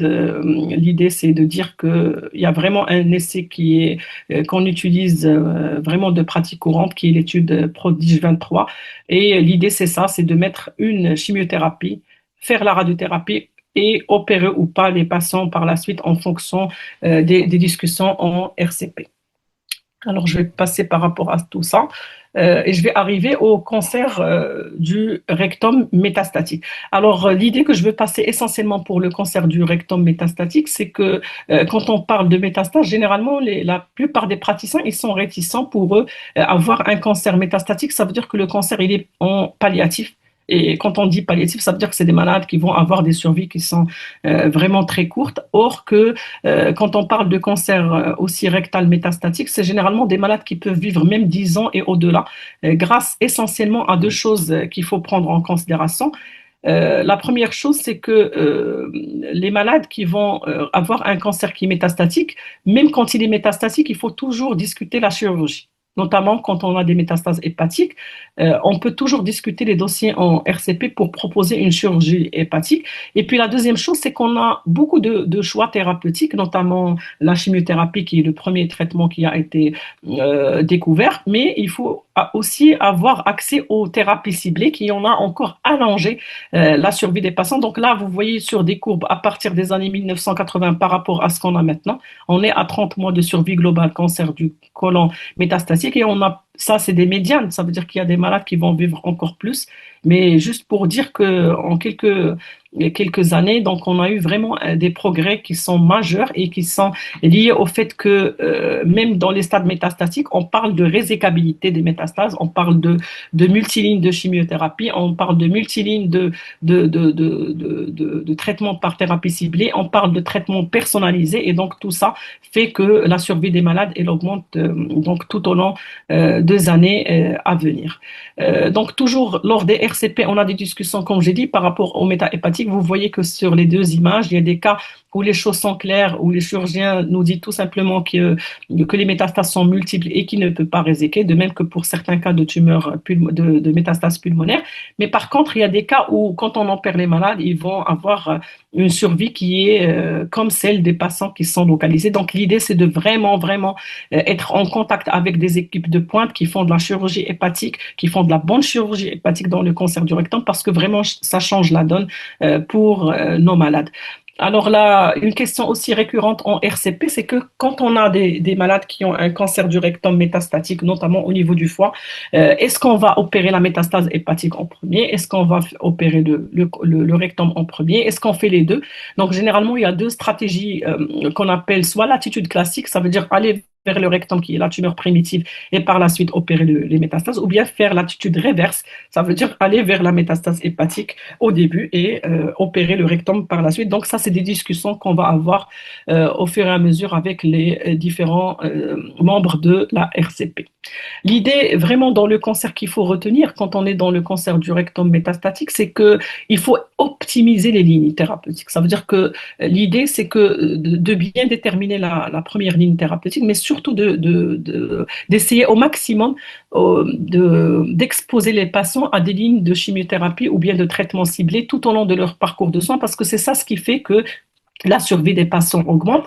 Et puis le deuxième point important, c'est par rapport à la résécabilité. Il faut savoir que des fois, on a déjà eu des cas comme ça, des malades chez qui le chirurgien il est décisif au début, nous dit non, c'est pas possible d'opérer, mais par la suite, quand les malades sont excellents répondeurs, donc on discute la résécabilité et il est d'accord. Donc c'est toujours important de donner les chances aux malades qui sont métastatiques de faire des résécabilités ultérieures quand ils sont bons répondeurs au traitement médical. Alors, l'idée, c'est aussi quand on est dans un cancer du rectum métastatique, c'est que vraiment on est à l'ère du traitement à la carte. Donc, malheureusement, c'est impératif d'avoir les facteurs biomoléculaires dont j'ai parlé tout à l'heure pour pouvoir adapter le traitement en fonction de chacun. Pour les patients aussi qui sont fragiles, c'est un traitement à part. Pour les patients qui ont une instabilité des microsatellites, c'est l'immunothérapie qui est le traitement standard. Donc, c'est vraiment quelque chose de capital. On ne peut plus se permettre aujourd'hui de donner un traitement, le même traitement pour tous les cancers qui sont métastatiques parce que même le profil évolutif, il est différent. Donc, il y a des algorithmes qui sont donc publiés, qui sont toujours updatés à l'ère de ce qui se passe dans le niveau international, juste pour dire que il faut suivre vraiment la science de près et essayer d'adapter en fonction des ressources de chaque pays. Juste par rapport à l'immunothérapie, un petit point pour dire qu'il y a eu beaucoup de débats par rapport à une molécule qui s'appelle le dostalumab, que je sais que je suis sûr que la plupart dans la salle, ils ont entendu parler de cette immunothérapie. Il faut savoir que quand on voit les publications, notamment en matière d'immunothérapie dans le cancer de façon générale, il faut vraiment être très prudent par rapport aux données de publication. Donc, il faut suivre les recommandations et non pas les articles qui sont publiés sur les réseaux sociaux, etc. Parce que il y a eu beaucoup de débats par rapport au dostalumab, qui est certes une immunothérapie qui a été testée pour certains cas de cancer localisé du rectum, qui avait démontré dans une petite cohorte que ça marche, que peut-être on se pose la question de ne plus opérer les malades qui sont MSI high, qui ont reçu ce traitement, mais ce n'est pas dans les guidelines thérapeutiques, donc c'est juste des idées de recherche, et donc il faut vraiment faire attention par rapport à ce point-là. Alors, troisième point important avant de passer au volet prévention, c'est juste de dire que tous les patients qui ont un cancer du rectum doivent avoir une surveillance en fonction du stade de leur maladie. Donc, c'est une surveillance qui, normalement, au moins pendant les 5 années, pour les stades localisés, pour les stades métastatiques, on est obligé de suivre les patients de près. Et donc, on alterne entre scanner, échographie, radio de poumon et bilan biologique en fonction des cas de chaque patient. Donc, vous avez vu un peu la complexité de la prise en charge du cancer du rectum, et donc c'est important de prévenir ça, surtout dans le contexte de l'Afrique où les ressources, notamment financières, sont très limitées, et donc l'accès aussi aux plateformes diagnostiques et thérapeutiques sont limités. Donc, autant miser sur la prévention, vaut mieux prévenir que guérir. La prévention, elle est simple. Notamment pour la prévention primaire, c'est revenir à nos alimentations ancestrales qui sont riches en fruits et légumes, réduire la consommation de viande et ne pas prendre d'alcool et de tabac. Ne pas être sédentaire, là encore, c'est de la prévention qui ne coûte rien. Deuxième chose, même au Maroc, il faut dire qu'on n'a pas de dépistage de masse, chose qui est déjà de mise dans plusieurs pays industrialisés. Donc, il faut la recherche de sang occulte par un test immunologique tous les 2 ans. Donc, pour toutes les personnes qui sont âgées de 50 à 74 ans. Donc, normalement, c'est le dépistage de masse qui est couvert par certains pays industrialisés qui fait qu'ils ont un accès qui est beaucoup plus précoce. D'ailleurs, ça, c'est un exemple du modèle français dans certaines régions où carrément, vous êtes chez vous, ils vous envoient le kit de dépistage, vous faites un prélèvement de sel et vous testez vous-même, vous leur envoyez le kit et après, vous allez avoir votre résultat, soit qu'il est négatif et que vous allez recevoir votre deuxième kit les 2 ans qui suivent, ou bien qu'il est positif. Et dans ce cas, vous allez avoir une consultation chez les gastro. Donc, on espère vraiment aussi qu'au Maroc et dans tous les pays africains aussi, qu'on ait accès à ce dépistage, au moins pour sauver des vies et avoir des cas de diagnostic qui sont beaucoup plus précoces. Alors ça, c'est pour ce qui est du dépistage de masse. Il ne faut pas oublier qu'il y a le dépistage individuel, donc j'en ai déjà parlé tout à l'heure. Tous les patients qui sont à risque, que ce soit les Mickey, les personnes qui ont des antécédents familiaux, etc., dans ce cas, il ne faut pas attendre le dépistage de masse, mais il faut faire des dépistages qui sont individuels. Donc c'est les gastro généralement qui prescrivent des colonoscopies pour pouvoir diagnostiquer, parce que c'est des personnes qui vont avoir beaucoup plus de risques par rapport à la population générale. Donc, quand on regarde le groupe, notamment Milky, c'est 4 à 10% de risque par rapport à 4% dans la population générale. Donc, c'est très important qu'on soit dans des stratégies de dépistage adaptées et individuelles pour cette population à risque. Alors, pour ce qui est du volet de prévention tertiaire, ça veut dire quoi? C'est qu'on a déjà des patients qui ont un cancer du rectum et on va mettre en place des stratégies de prévention tertiaire pour éviter les récidives ou pour améliorer certains effets indésirables ou certains symptômes.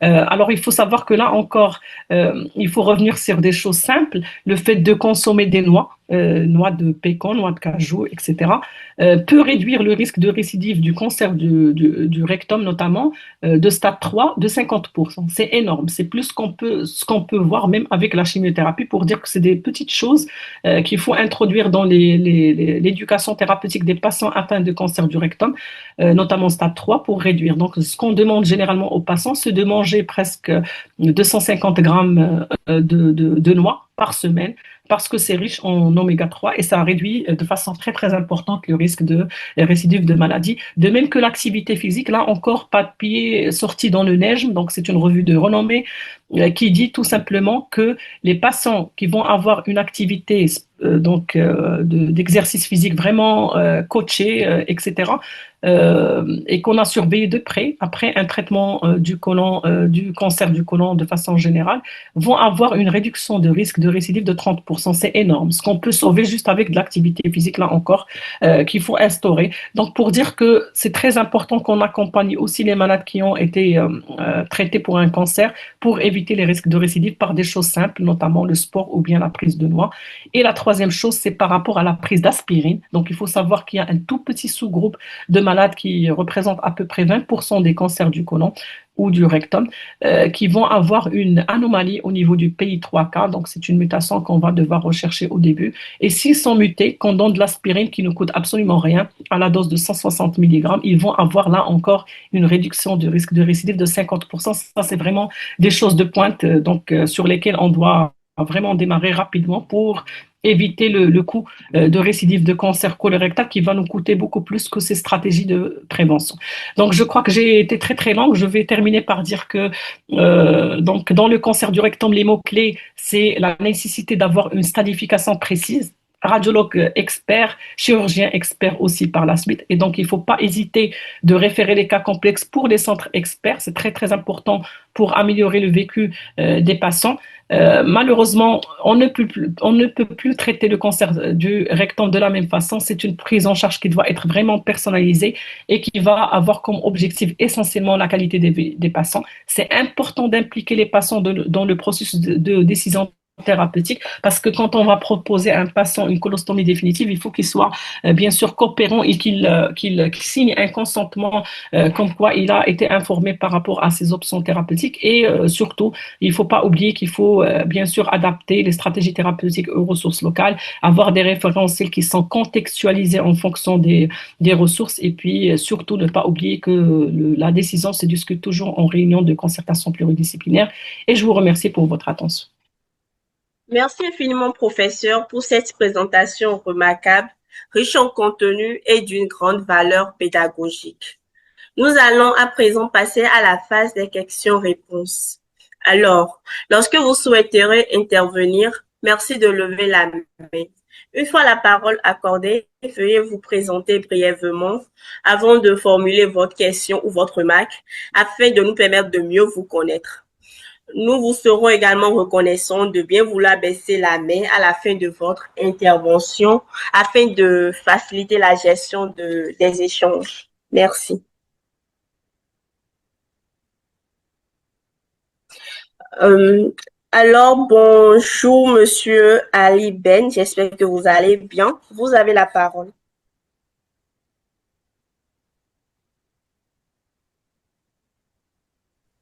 Oui, bonjour à tous, j'espère que vous allez bien. Merci, professeur, pour l'enseignement sur le cancer du rectum. Je suis Ali Ben, je suis doctorant en médecine au Togo. Ma question est de savoir si les colopathies fonctionnelles chez les patients de plus de 50 ans sont-elles pourvoyeurs également de cancer colorectal? Est-ce qu'une colopathie fonctionnelle peut constituer un facteur de risque du cancer du rectum? Merci beaucoup. Alors, Alors, merci. d'accord. Oui, professeur, nous pouvons y aller. Ah, merci, excusez-moi. Alors, merci pour la question. Alors, il faut savoir que la colopathie vraiment fonctionnelle, euh, c'est, euh, disons, c'est une entité qui regroupe beaucoup de choses. D'accord?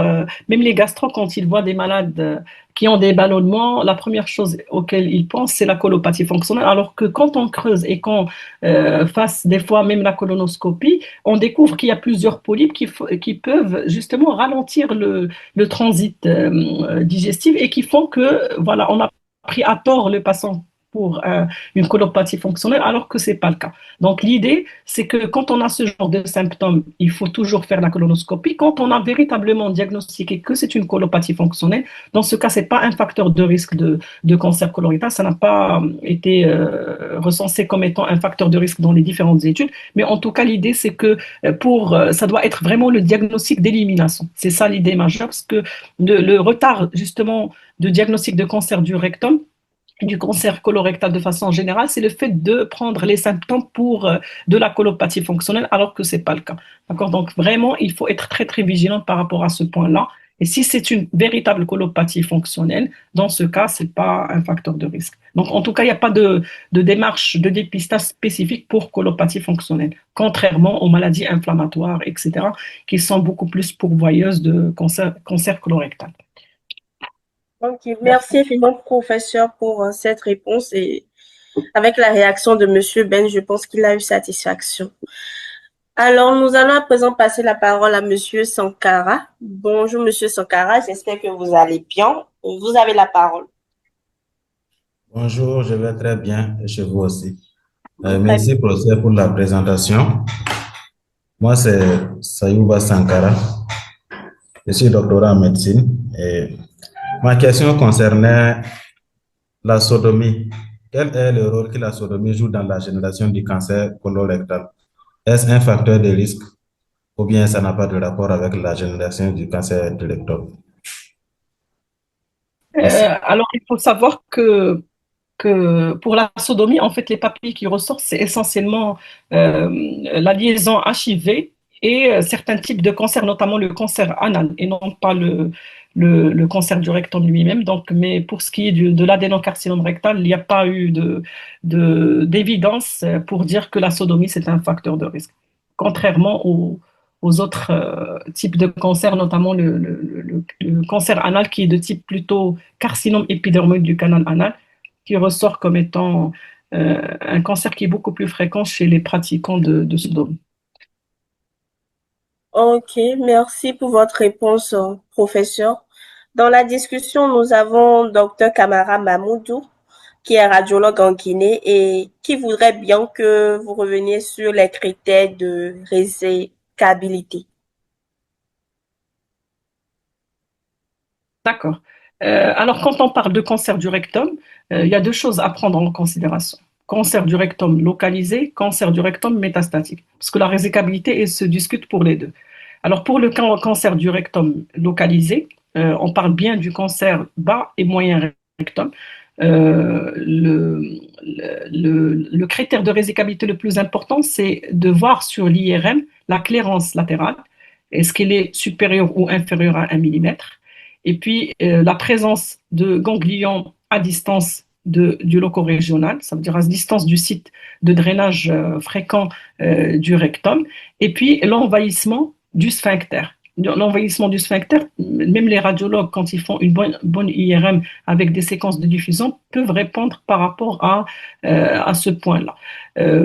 Troisième point, c'est par rapport au stade, deuxième point plutôt, c'est par rapport au stade métastatique. Le stade métastatique, donc il faut toujours s'assurer que, notamment la résecabilité, se discute soit qu'on a des métastases pulmonaires, des métastases hépatiques, c'est généralement le plus fréquent. De plus en plus, avec des chirurgiens qui font de la carcinose péritonéale, il y a des cas chez qui on discute aussi la résecabilité sur les carcinoses péritonéales, mais c'est vraiment un sujet vraiment de pointe. Mais juste pour dire que quand on est dans le foie, là encore, il faut parler de nombre de lésions, de nombre, le site exact. Donc, il faut vraiment faire une cartographie pour faciliter la tâche aux chirurgiens. Et surtout, quand on veut aller sur une chirurgie hépatique, c'est très important de faire l'IRM hépatique aussi dans le cadre du bilan préthérapeutique pour pouvoir évaluer le parenchyme sain, le volume restant donc après chirurgie. Là encore, c'est en pourcentage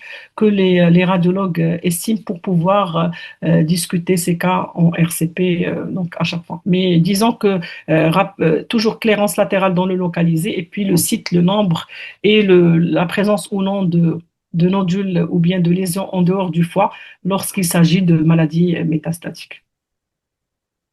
D'accord, professeur. Nous vous remercions pour ces éclaircissements. J'espère que Dr Kamara, vous avez eu satisfaction.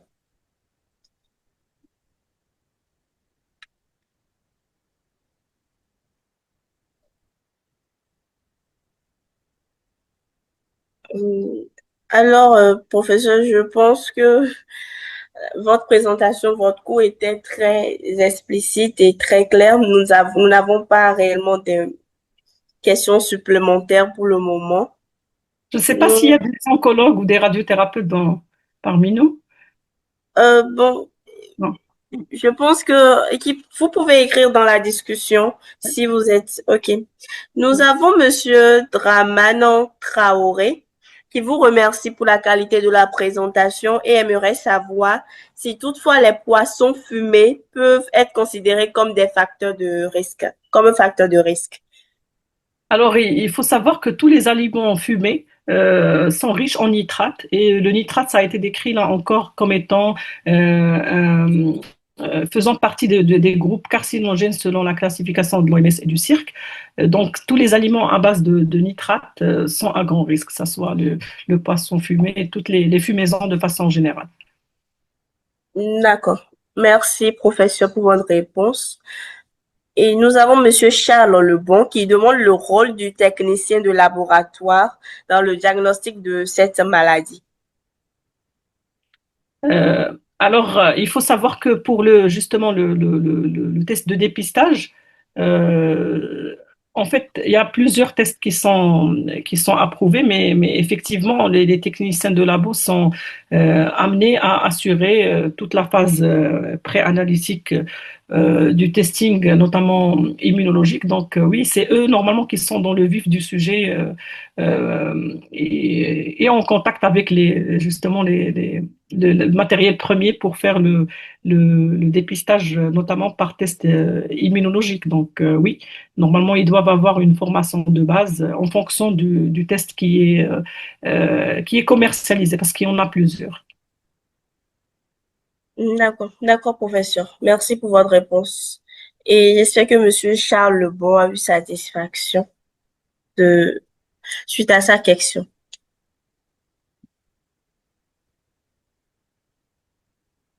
J'arrive pas à voir le chat, juste pour voir s'il y a des choses.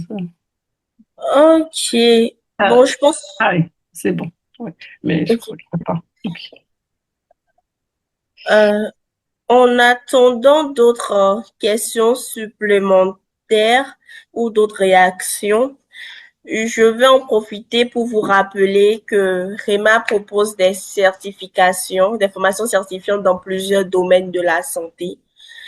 Nous avons un large catalogue de formations accréditées à l'international, reconnues en Afrique, en Europe et aux États-Unis.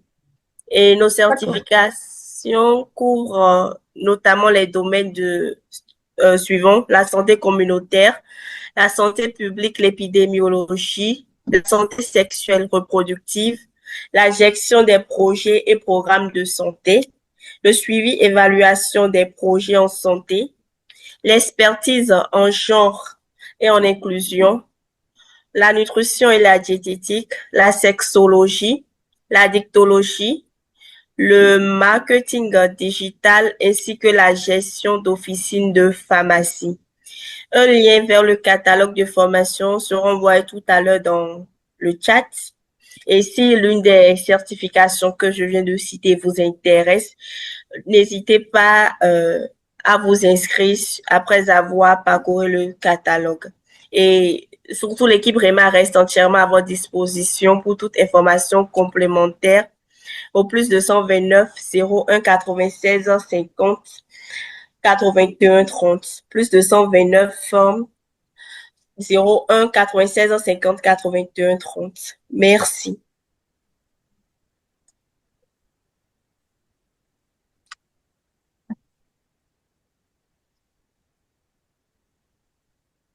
Alors, professeur, je pense que nous avons quelques questions supplémentaires dans la discussion. Mais avant, nous allons passer la parole à l'utilisateur de la marque Lenovo. Bonjour, monsieur ou madame, vous avez la parole.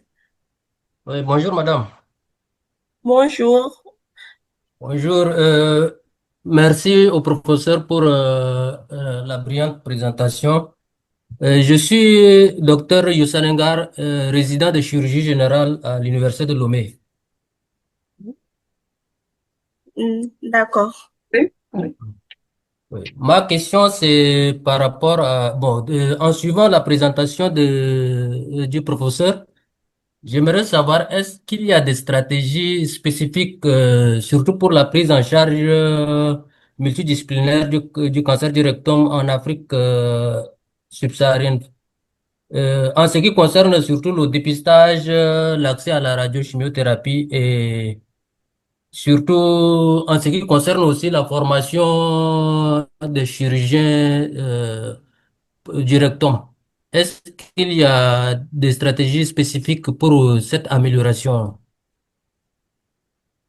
Oui, d'accord. Alors, en fait, je voulais déjà savoir, je voulais avoir votre avis par rapport à la prise en charge du cancer du rectum dans votre structure. C'est pour ça que j'avais demandé au début s'il y a des oncologues ou des radiothérapeutes, parce que en tout cas, juste pour vous parler un peu du modèle du Maroc, c'est que on a des structures qui sont hyper spécialisées. Donc, euh, je travaille à l'Institut national d'oncologie et on a tout un circuit pour le cancer du rectum. D'accord? Parce que lorsqu'on a eu les études, notamment du traitement néoadjuvant total, on a voulu tester ce que ça fait justement chez les patients marocains, qui ne sont généralement pas inclus dans les essais occidentaux. Et c'est pour ça que c'était important pour nous qu'on fasse des essais d'implémentation justement de ces nouvelles stratégies chez nous. Du coup, c'est des malades qui vont avoir un parcours de soins assez personnalisé du côté de la radiothérapie, du côté de la la chimiothérapie, du côté des soins de support. Et puis, même le chirurgien qui faisait la chirurgie, c'est le même. D'accord? Donc, c'est vraiment un suivi très rapproché qui a permis à l'équipe d'avoir plus d'expertise, notamment pour ce genre de maladie. Alors, ce que le Maroc, notamment, propose par rapport à ça, c'est que il y a des conventions qui sont signées avec pas mal de pays. En fait, dernièrement, on a le Niger, on a le Djibouti qui sont en convention notamment avec le CHU de Rabat, dans le cadre justement d'une mutualisation des ressources et aussi en matière d'accompagnement sur le plan formation. Donc, on reçoit beaucoup de médecins de différents continents pour avoir une formation de pointe. Donc, ça serait bien que, voilà, pour les personnes qui sont intéressées par la chirurgie oncologique, de pouvoir mener des formations ou bien des stages dans certains pays qui ont de l'expertise dans ce domaine et pouvoir implémenter ça dans leur pays, donc au retour. Merci, professeur, merci. J'aimerais apporter un témoignage par rapport à ce que j'ai vécu. Bon, j'étais envoyé un stage rural en dehors de Lomé. Donc là, au cours de mes 6 mois, j'ai eu au moins 3 cas confirmés de cancer colorectal. Le dernier, c'était un jeune de moins de 37 ans. Oui. Donc là, ça a été confirmé. Ce sont des patients qui sont dépourvus de moyens et qui étaient reçus lorsqu'ils étaient en occlusion. Tous les 3 cas, j'étais obligé de les mettre en ileostomie. Mais Oui, en colostomie, je m'excuse. Mais il se pose un sérieux problème de moyens financiers pour suivre la suite des soins. Donc, à la fin, même l'anapath a été réalisé grâce à mes propres moyens. Donc, oui, c'est des patients qui sont issus de milieux vraiment défavorisés. Et après l'estomie, ils ont disparu. J'ai eu le contact, mais ils m'ont clairement fait savoir qu'ils n'ont pas de moyens pour suivre les soins. Alors, dans les pays en voie de développement, surtout en Afrique subsaharienne, c'est tellement difficile. Lorsqu'on rencontre ces cas, c'est surtout dans le cadre des urgences et la suite des soins, on n'arrive pas à honorer ça puisque les patients n'ont pas de moyens. oui, je comprends parfaitement. Les difficultés justement d'accès aux soins, c'est même chez nous, c'est vraiment très hétérogène. Donc, c'est vrai qu'on a une assurance médicale de plus en plus universelle, mais il y a toujours des cas malheureusement qu'on n'arrive pas à traiter précocement. Donc, mais l'idée, c'est vraiment d'essayer de diagnostiquer le plus tôt possible là où les choses sont beaucoup plus faciles à traiter, parce que comme vous avez vu, entre avoir une toute petite tumeur T1 et avoir un localement avancé, ça peut aller d'une simple excision à carrément une amputation abdominopelvienne et une colostomie définitive. Donc l'idée, c'est de vraiment sensibiliser autour de nous, les personnes par rapport au risque du cancer colorectal et d'essayer de revenir aussi sur notre alimentation qui a été la meilleure, le régime méditerranéen, etc. Et puis devenir de moins en moins sédentaire, etc. Donc tout ce que nous pouvons faire maintenant, c'est agir en prévention primaire essentiellement et espérer que les choses vont s'améliorer pour un meilleur accès aux soins. Merci, professeur. Euh, alors, professeur, nous avons quelques préoccupations dans la discussion. En premier lieu, nous avons euh, Docteur Camara qui dit: la radiographie thoracique a-t-elle un intérêt dans la surveillance? De même, l'échographie, comme je constate souvent dans mon pays, la Guinée, avec la demande des oncologues. Excellente question.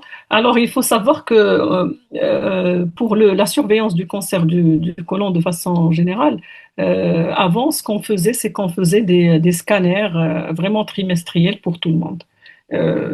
Les 5 premières années, c'était vraiment scanner chaque 3 mois pendant les 2 premières années, après chaque 6 mois, et après on passait à un scanner annuel jusqu'à totaliser les 5 ans. Sauf qu'il y a eu un essai qui a été publié qui a démontré que le fait de faire un scanner tout le temps versus surveiller les malades et aller faire des bilans quand ils ont des symptômes fait la même chose en matière de survie globale. C'est une étude française qui s'appelle aussi Prodige et qui a démontré finalement que ça ne sert à rien d'être dans un process de scanner vraiment rapproché. Et c'est pour ça que les recommandations justement ont changé. D'ailleurs, j'avais mis celle du Thésaurus qui est la FFCD 2025 qui stipule que finalement c'est au cas par cas que véritablement, si vous avez un patient qui est hyper stressé, qui demande à faire des scanners, on est obligé de lui prescrire, mais normalement, ce qui est recommandé dans les différentes recommandations actuelles, c'est de faire la radiographie et l'échographie abdominale, et que dans certains cas où on a un risque majeur d'avoir une rechute, ça veut dire qu'on a un malade qui a été opéré pour un cancer du rectum, c'est une chirurgie R1, il a plein d'envahissements ganglionnaires, il a un mésorectum qui n'est pas complet, etc. On sait qu'il va rechuter. Donc là, le protocole de surveillance, il doit être adapté en fonction des risques de rechute. Donc c'est ce qu'on fait en pratique, nous, c'est ça. C'est quand on a une tumeur toute gentille avec une PCR, notamment après un traitement, on se suffit de demander des échos et de la radiographie pulmonaire. Quand c'est des tumeurs qui sont très agressives avec un risque de rechute majeur, c'est généralement le scanner. Mais il faut dire qu'on doit être de plus en plus vigilant parce que quand on a des malades chez qui on ne demande pas des bilans et qu'ils rechutent, ils reviennent voir le médecin traitant. Donc, c'est au cas par cas. Il faut vraiment être à l'écoute des patients, expliquer les différentes options de surveillance et suivre un peu les algorithmes surtout et les guidelines. D'accord, d'accord, professeur, merci. Nous avons Monsieur Gansé Macaire, qui est étudiant en licence 2 des soins infirmiers, qui voudrait connaître le rôle de l'infirmier dans la prise en charge du cancer du rectum. Oui, alors bien sûr, les infirmiers, c'est un pilier majeur dans la prise en charge globale du cancer de façon générale. C'est les infirmiers notamment qui sont dans notre institution, ils font de l'excellent travail parce que, hormis le fait que voilà, ils sont sur le process thérapeutique, l'administration de chimiothérapie, lorsqu'ils sont dans des services de chirurgie, ils sont même dans la phase de préhabilitation des patients, les soins qui sont prodigués en post-opératoire, etc. Il y a des infirmiers qui sont dans les unités de radiothérapie, mais à part le volet technique lui-même, on est vraiment dans des process de formation, surtout à nos infirmiers, pour aller plus que l'aspect technique et agir justement sur l'éducatif. Parce qu'on avait remarqué que c'est les infirmiers qui passent le plus de temps justement avec les patients et donc il y a des idées qu'ils font passer beaucoup plus et qui sont beaucoup plus absorbés par les patients par rapport à ce que les médecins leur disent. Et donc, on les met aussi dans des process d'éducation thérapeutique, notamment, et aussi même pour évaluer les besoins en matière de soins de support. Donc, on a des infirmiers qui travaillent sur l'évaluation des besoins de soins de support dans notre structure, d'autres qui font beaucoup de formations, notamment sur la colostomie. Donc, c'est des personnes qui ont eu de l'expertise sur la stomie. Donc, c'est des références stomie en fait. Et donc, l'idée, c'est d'essayer d'avoir une formation de pointe beaucoup plus large pour sortir un peu du volet technique seul. Donc, c'est ça l'idée, mais c'est sûr qu'on ne peut pas travailler sans infirmier dans tout ça. C'est des personnes qui sont toujours avec nous dans les décisions thérapeutiques. D'accord, merci, professeur. Professeur, par rapport à l'incidence du poisson fumé, le poisson fumé et le cancer du rectum, pouvez-vous revenir sur l'incidence des deux, la relation?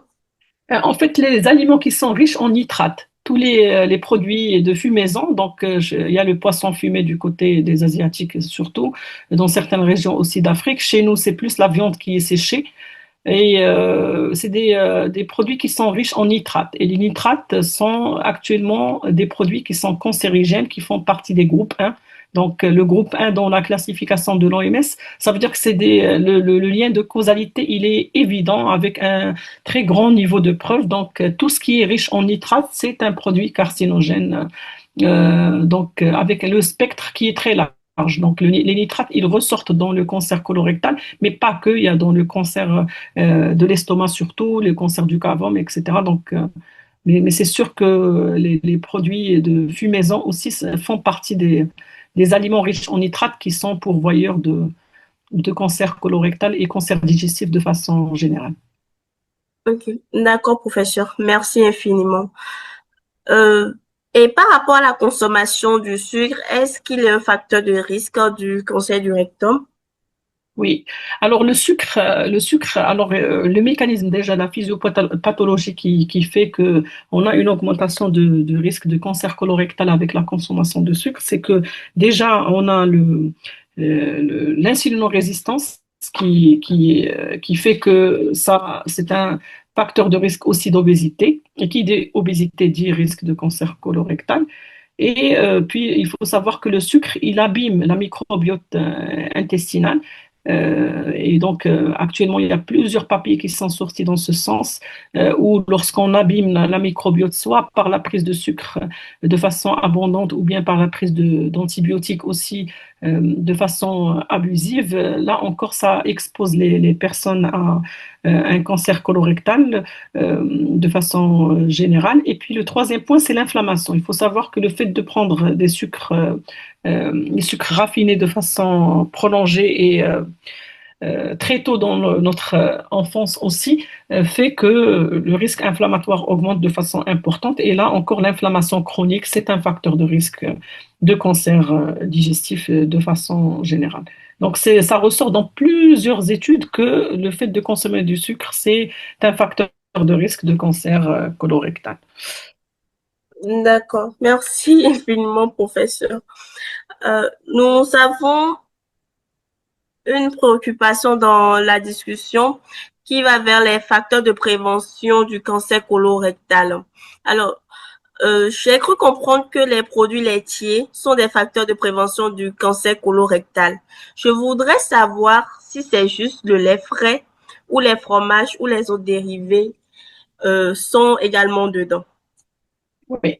Alors, il y a eu beaucoup de débats justement par rapport au laitage. Nous, quand on était petits, voilà, il y avait les publicités sur les laitages comme étant de super aliments qu'il fallait prendre pour avoir des os qui sont en bonne santé. Mais par la suite, il y a eu plusieurs papiers aussi qui sont sortis pour dire que voilà, c'est parce qu'on a consommé du lait de vache qu'on a plus de cancer du sein, etc. Il faut savoir que cette question par rapport à la nutrition, par rapport au laitage et cancer de façon générale, quand on est dans des laits donc hyper raffinés, industrialisés, où il y a beaucoup de conservateurs, justement, et où il y a des conservateurs de type phytoestrogènes, là encore, c'est des perturbateurs endocriniens justement qui peuvent augmenter le risque de certains cancers hormonodépendants, notamment le cancer de prostate et le cancer du sein. Sauf que le bénéfice justement des produits laitiers, il est beaucoup plus important par rapport au risque d'avoir les cancers du sein et de prostate. Pourquoi je vous dis ça? Parce que la plupart des patients que nous traitons, généralement, à cause des fake news et des messages qui circulent sur les réseaux sociaux, ils arrêtent tous les produits laitiers d'emblée à chaque fois qu'on diagnostique un cancer, alors que ils vont être exposés à des traitements, notamment par hormonothérapie, qui vont encore fragiliser la trame osseuse. Et le fait de ne pas prendre des laitages fait qu'ils ont beaucoup plus de risques de fractures, etc. Donc l'idée, c'est que le laitage, ça ressort comme étant dans le cancer colorectal un facteur protecteur. Quel type de laitage? C'est essentiellement les fromages durs qu'il faut prendre. Donc il faut éviter les fromages, notamment avec conservateurs, tous les fromages qu'on vend sur les grandes surfaces, etc. Parce que là encore, ils sont riches en conservateurs, ils sont riches en nitrates. Et ça a été découvert qu'il y a dedans des molécules qui sont cancérigènes et ça a été aussi soulevé par l'OMS comme étant un facteur cancérigène. Donc, aller plutôt vers les formes vraiment naturelles, les plus naturelles possibles des laits, des produits laitiers, sauf que, bien sûr, pour des malades qui vont recevoir des traitements, il faut avoir des produits qui sont pasteurisés. C'est ça le plus important parce que prendre un produit laitier non pasteurisé, c'est un risque aussi de développer des parasitoses ou bien des infections bactériennes. Donc, ce qu'on recommande pour nos malades essentiellement, c'est d'être dans des produits essentiellement pasteurisés. Par contre, pour les personnes qui sont saines, il faut prendre les produits où il n'y a pas beaucoup de conservateurs. Et il faut savoir aussi que les produits fermentés c'est des produits qui sont riches en probiotiques qui vont restaurer la microbiote intestinale. Donc, nous, dans notre contexte, on a un produit laitier qui est très fameux. Donc, c'est du lait fermenté qu'on prend de façon périodique pendant le mois et normalement, il booste l'immunité et aussi il restaure la microbiote intestinale. Donc, c'est surtout ce genre de laitage qu'il faut prendre. Bien sûr, le beurre, il est riche en matière grasse, donc c'est à éviter. Et donc, c'est ce que j'ai mis en fait sur la photo. C'est essentiellement le lait, les fromages durs et puis le lait fermenté, mais que tout soit pasteurisé. C'est ça le plus important. D'accord, professeur. Merci pour ces éclaircissements. Alors, pendant votre présentation, vous avez, au niveau des facteurs de risque du cancer colorectal, vous avez parlé de MICI.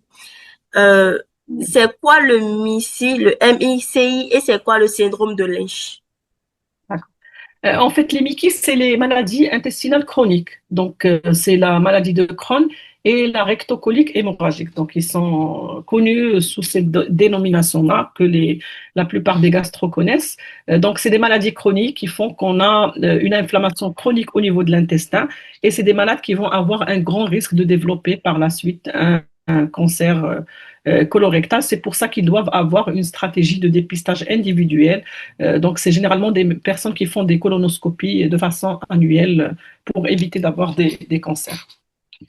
Alors, D'accord. le deuxième, c'est le syndrome de Lynch. Alors, syndrome de Lynch, c'est une maladie héréditaire, d'accord, qui est liée à une anomalie d'un gène qui est responsable de réparation de l'ADN. D'accord, c'est des protéines qui interviennent dans la réparation des anomalies de l'ADN et que quand ces gènes, quand ce gène il est muté, ça induit tout simplement une insuffisance de réparation des anomalies de l'ADN et donc une plus grande exposition au cancer. Et le spectre de Lynch, il est très large. C'est pas que le cancer colorectal, ça peut toucher l'endomètre, l'ovaire, l'estomac, etc., les voies biliaires aussi. Donc, c'est des familles qui sont connues. D'ailleurs, dans notre structure, on a 2 ou 3 cas de Lynch qui ont été découverts sur la base du fait que la personne qui est malade, lorsqu'on fait le testing, on découvre qu'ils ont une instabilité des microsatellites sur l'immunohistochimie et que par la suite, on adresse la patiente chez l'oncogénéticien qui fait un test beaucoup plus large, notamment par le whole genome sequencing, etc., pour voir est-ce que véritablement c'est un syndrome de Lynch ou bien c'est juste une micro-instabilité des satellites qui est épigénétique, parce que c'est pas toutes les anomalies qu'on va découvrir sur une pièce opératoire vont être génétiques, vont être plutôt germinales. Ça veut dire il faut faire la part des choses entre le somatique et le germinal. Quand on fait le testing sur la tumeur, c'est somatique. Quand on passe au sang, c'est germinal. Et quand c'est dans le sang qui est découvert, là, ça veut dire que toutes les cellules sont touchées et que la maladie, elle est plutôt d'ordre héréditaire. Et c'est le véritable syndrome de Lynch qui est une entité à part qu'il faut traiter aussi bien la patiente, mais aussi faire des stratégies de dépistage et de prévention aussi chez les proches. D'accord, professeur. Merci infiniment. Nous avons Monsieur Ibrahim Malid, qui est infirmier en gériatrie et aimerait savoir quelle serait vraiment la fréquence de suivi oncologique et surveillance, surtout en gériatrie.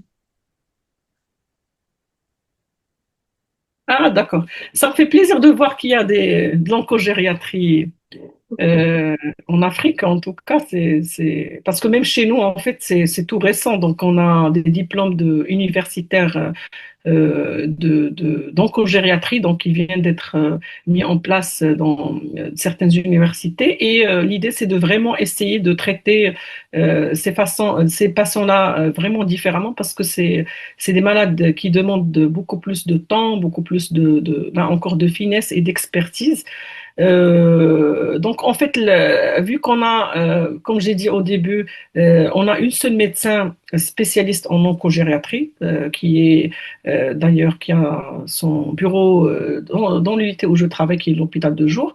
On ne peut pas se permettre de lui adresser tous les malades du centre, d'accord? Donc, c'est vraiment, pour un début, c'est très difficile qu'elle gère tous les malades de façon régulière. L'idée, c'est que de vraiment qu'elle fasse la consultation au début pour les patients qu'on a déjà screenés. Ça veut dire qu'on fait nous-mêmes une évaluation gériatrique de base qui est basée sur l'échelle ENCODAGE, qui est la G8 pour ceux qui la connaissent. C'est une échelle assez simple que vous pouvez trouver sur n'importe quel site et qui nous permet de savoir est-ce que les patients vont devoir avoir une consultation beaucoup plus détaillée en matière d'oncogériatrie ou pas. Si le patient il est très fragile et qu'on a un score de G8 qui est inférieur à 14, dans ce cas, on adresse chez notre oncogériatre pour faire la première évaluation qui prend d'ailleurs 1 heure de consultation. Donc, c'est des malades qui sont programmés à l'heure exacte parce que c'est des malades aussi qui sont fragiles, qui viennent des fois sur chaise roulante et donc qu'on doit voir vraiment à heure fixe pour éviter qu'ils passent beaucoup de temps dans la salle d'attente. Donc, normalement, elle fait juste la première consultation, une demande des bilans si c'est nécessaire. Par la suite, il nous donne une décision. Est-ce que le patient il est fit à un traitement? Est-ce qu'il doit recevoir un traitement adapté, réduire les doses ou bien changer de protocole ou bien il n'est pas un fit et dans ce cas, on passe le relais à l'unité de soins palliatifs pour le suivi. D'accord, merci infiniment, professeur, pour ces éclaircissements. Nous avons Monsieur Mamoudou qui demande le rapport entre le cancer du rectum et la viande et n'a pas également compris la prise d'aspirine sur le cancer du rectum.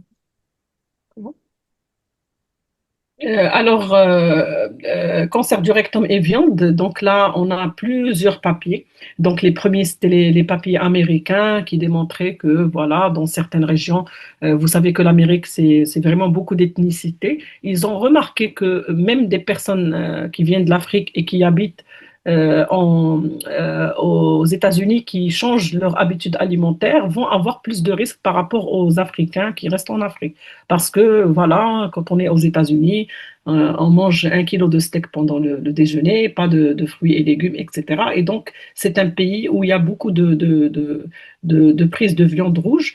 Et ils ont démontré par des études épidémiologiques avec un suivi important que le fait de prendre beaucoup de viande rouge augmente le risque d'avoir un cancer colorectal. Il n'y a pas que le cancer colorectal, il y a aussi le cancer de prostate aussi qui est largement augmenté en cas de prise de viande de façon générale. Mais ce qui est surtout dangereux, c'est les viandes transformées. Là encore, viande transformée, on a plusieurs papiers, dont un qui vient de sortir il y a quelques mois, qui vraiment démontre le lien de causalité vraiment très, très évident entre la viande transformée et la survenue de cancer colorectal. Donc, il y a la quantité, il y a aussi le type de viande, notamment la viande transformée, qui est un facteur de risque de cancer colorectal de façon générale.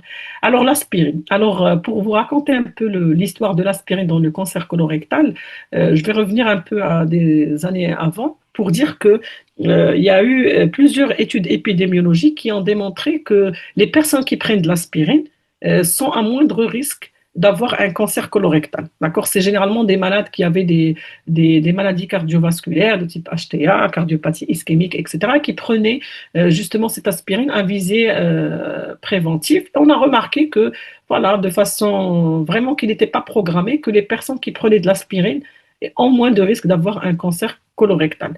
Et donc, c'est pour ça que les chercheurs sont partis voir, creuser un petit peu pour voir comment expliquer cette prise d'aspirine et la non-survenue de cancer colorectal. Ils ont déduit que l'aspirine elle a un rôle lorsque on a des mutations de type PI3K dans le cancer du côlon. Donc, pour ces personnes qui ont cette mutation, d'accord, de base, ils vont avoir l'aspirine qui va bloquer. C'est comme si vous donnez une thérapie ciblée, d'accord? C'est comme si vous donnez un traitement qui est vraiment qui cible cette anomalie de PI3K. Et donc, ils ne vont pas développer le cancer ou bien ils vont retarder le développement de ce cancer, d'accord? C'est pour ça que, dans ce sens, il y a eu des études par la suite qui ont essayé de mettre en place l'aspirine comme un arsenal thérapeutique. Et donc, le premier essai, il est tout récent, là encore, il date de 2025. C'est cet essai-là qui a démontré qu'on prend un groupe de malades opérés pour un cancer du côlon.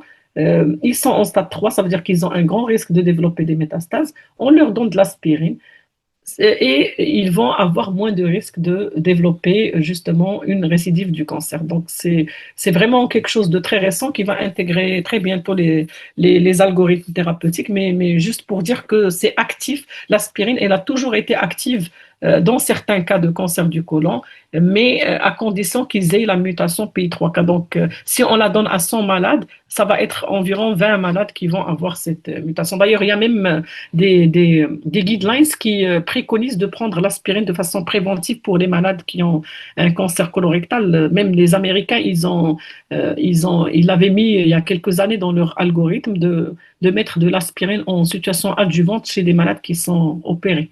Donc, voilà. D'accord. Merci infiniment, professeur, pour cette réponse. Et je souhaite une fois encore à vous exprimer toute ma gratitude pour la richesse de vos partages de connaissances et pour l'ensemble des éclaircissements apportés au cours de ce webinaire. Alors, concernant la procédure d'obtention de l'attestation du jour, il vous suffira de vous connecter à la plateforme Rema Learning. Learning comme apprentissage en anglais.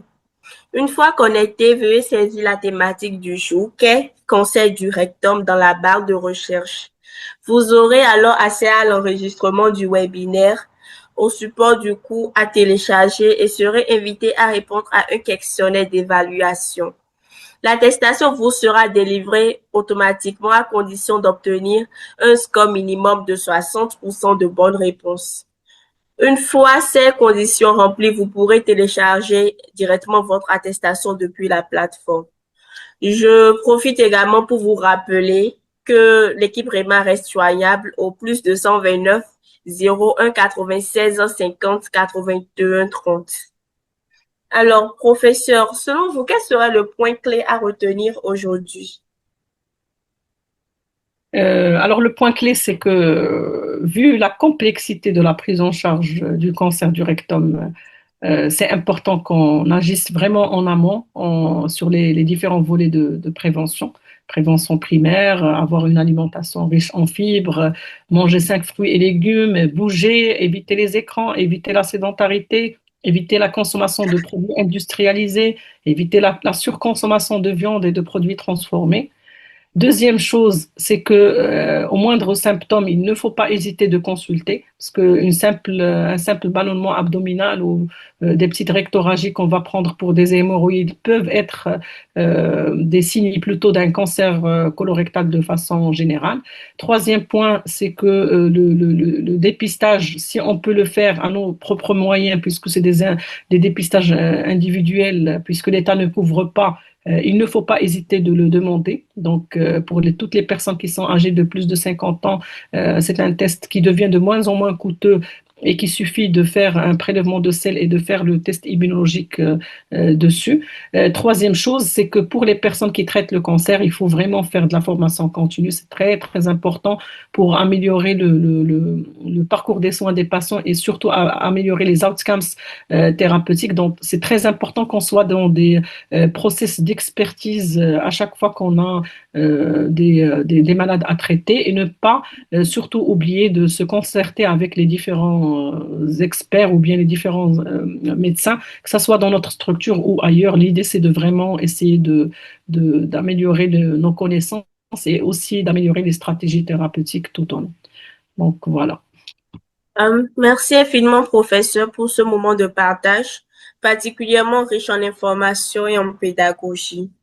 Je souhaite également adresser mes sincères remerciements à l'ensemble des collègues et participants pour leur attention soutenue, leur implication et la qualité de leur participation tout au long de ce webinaire.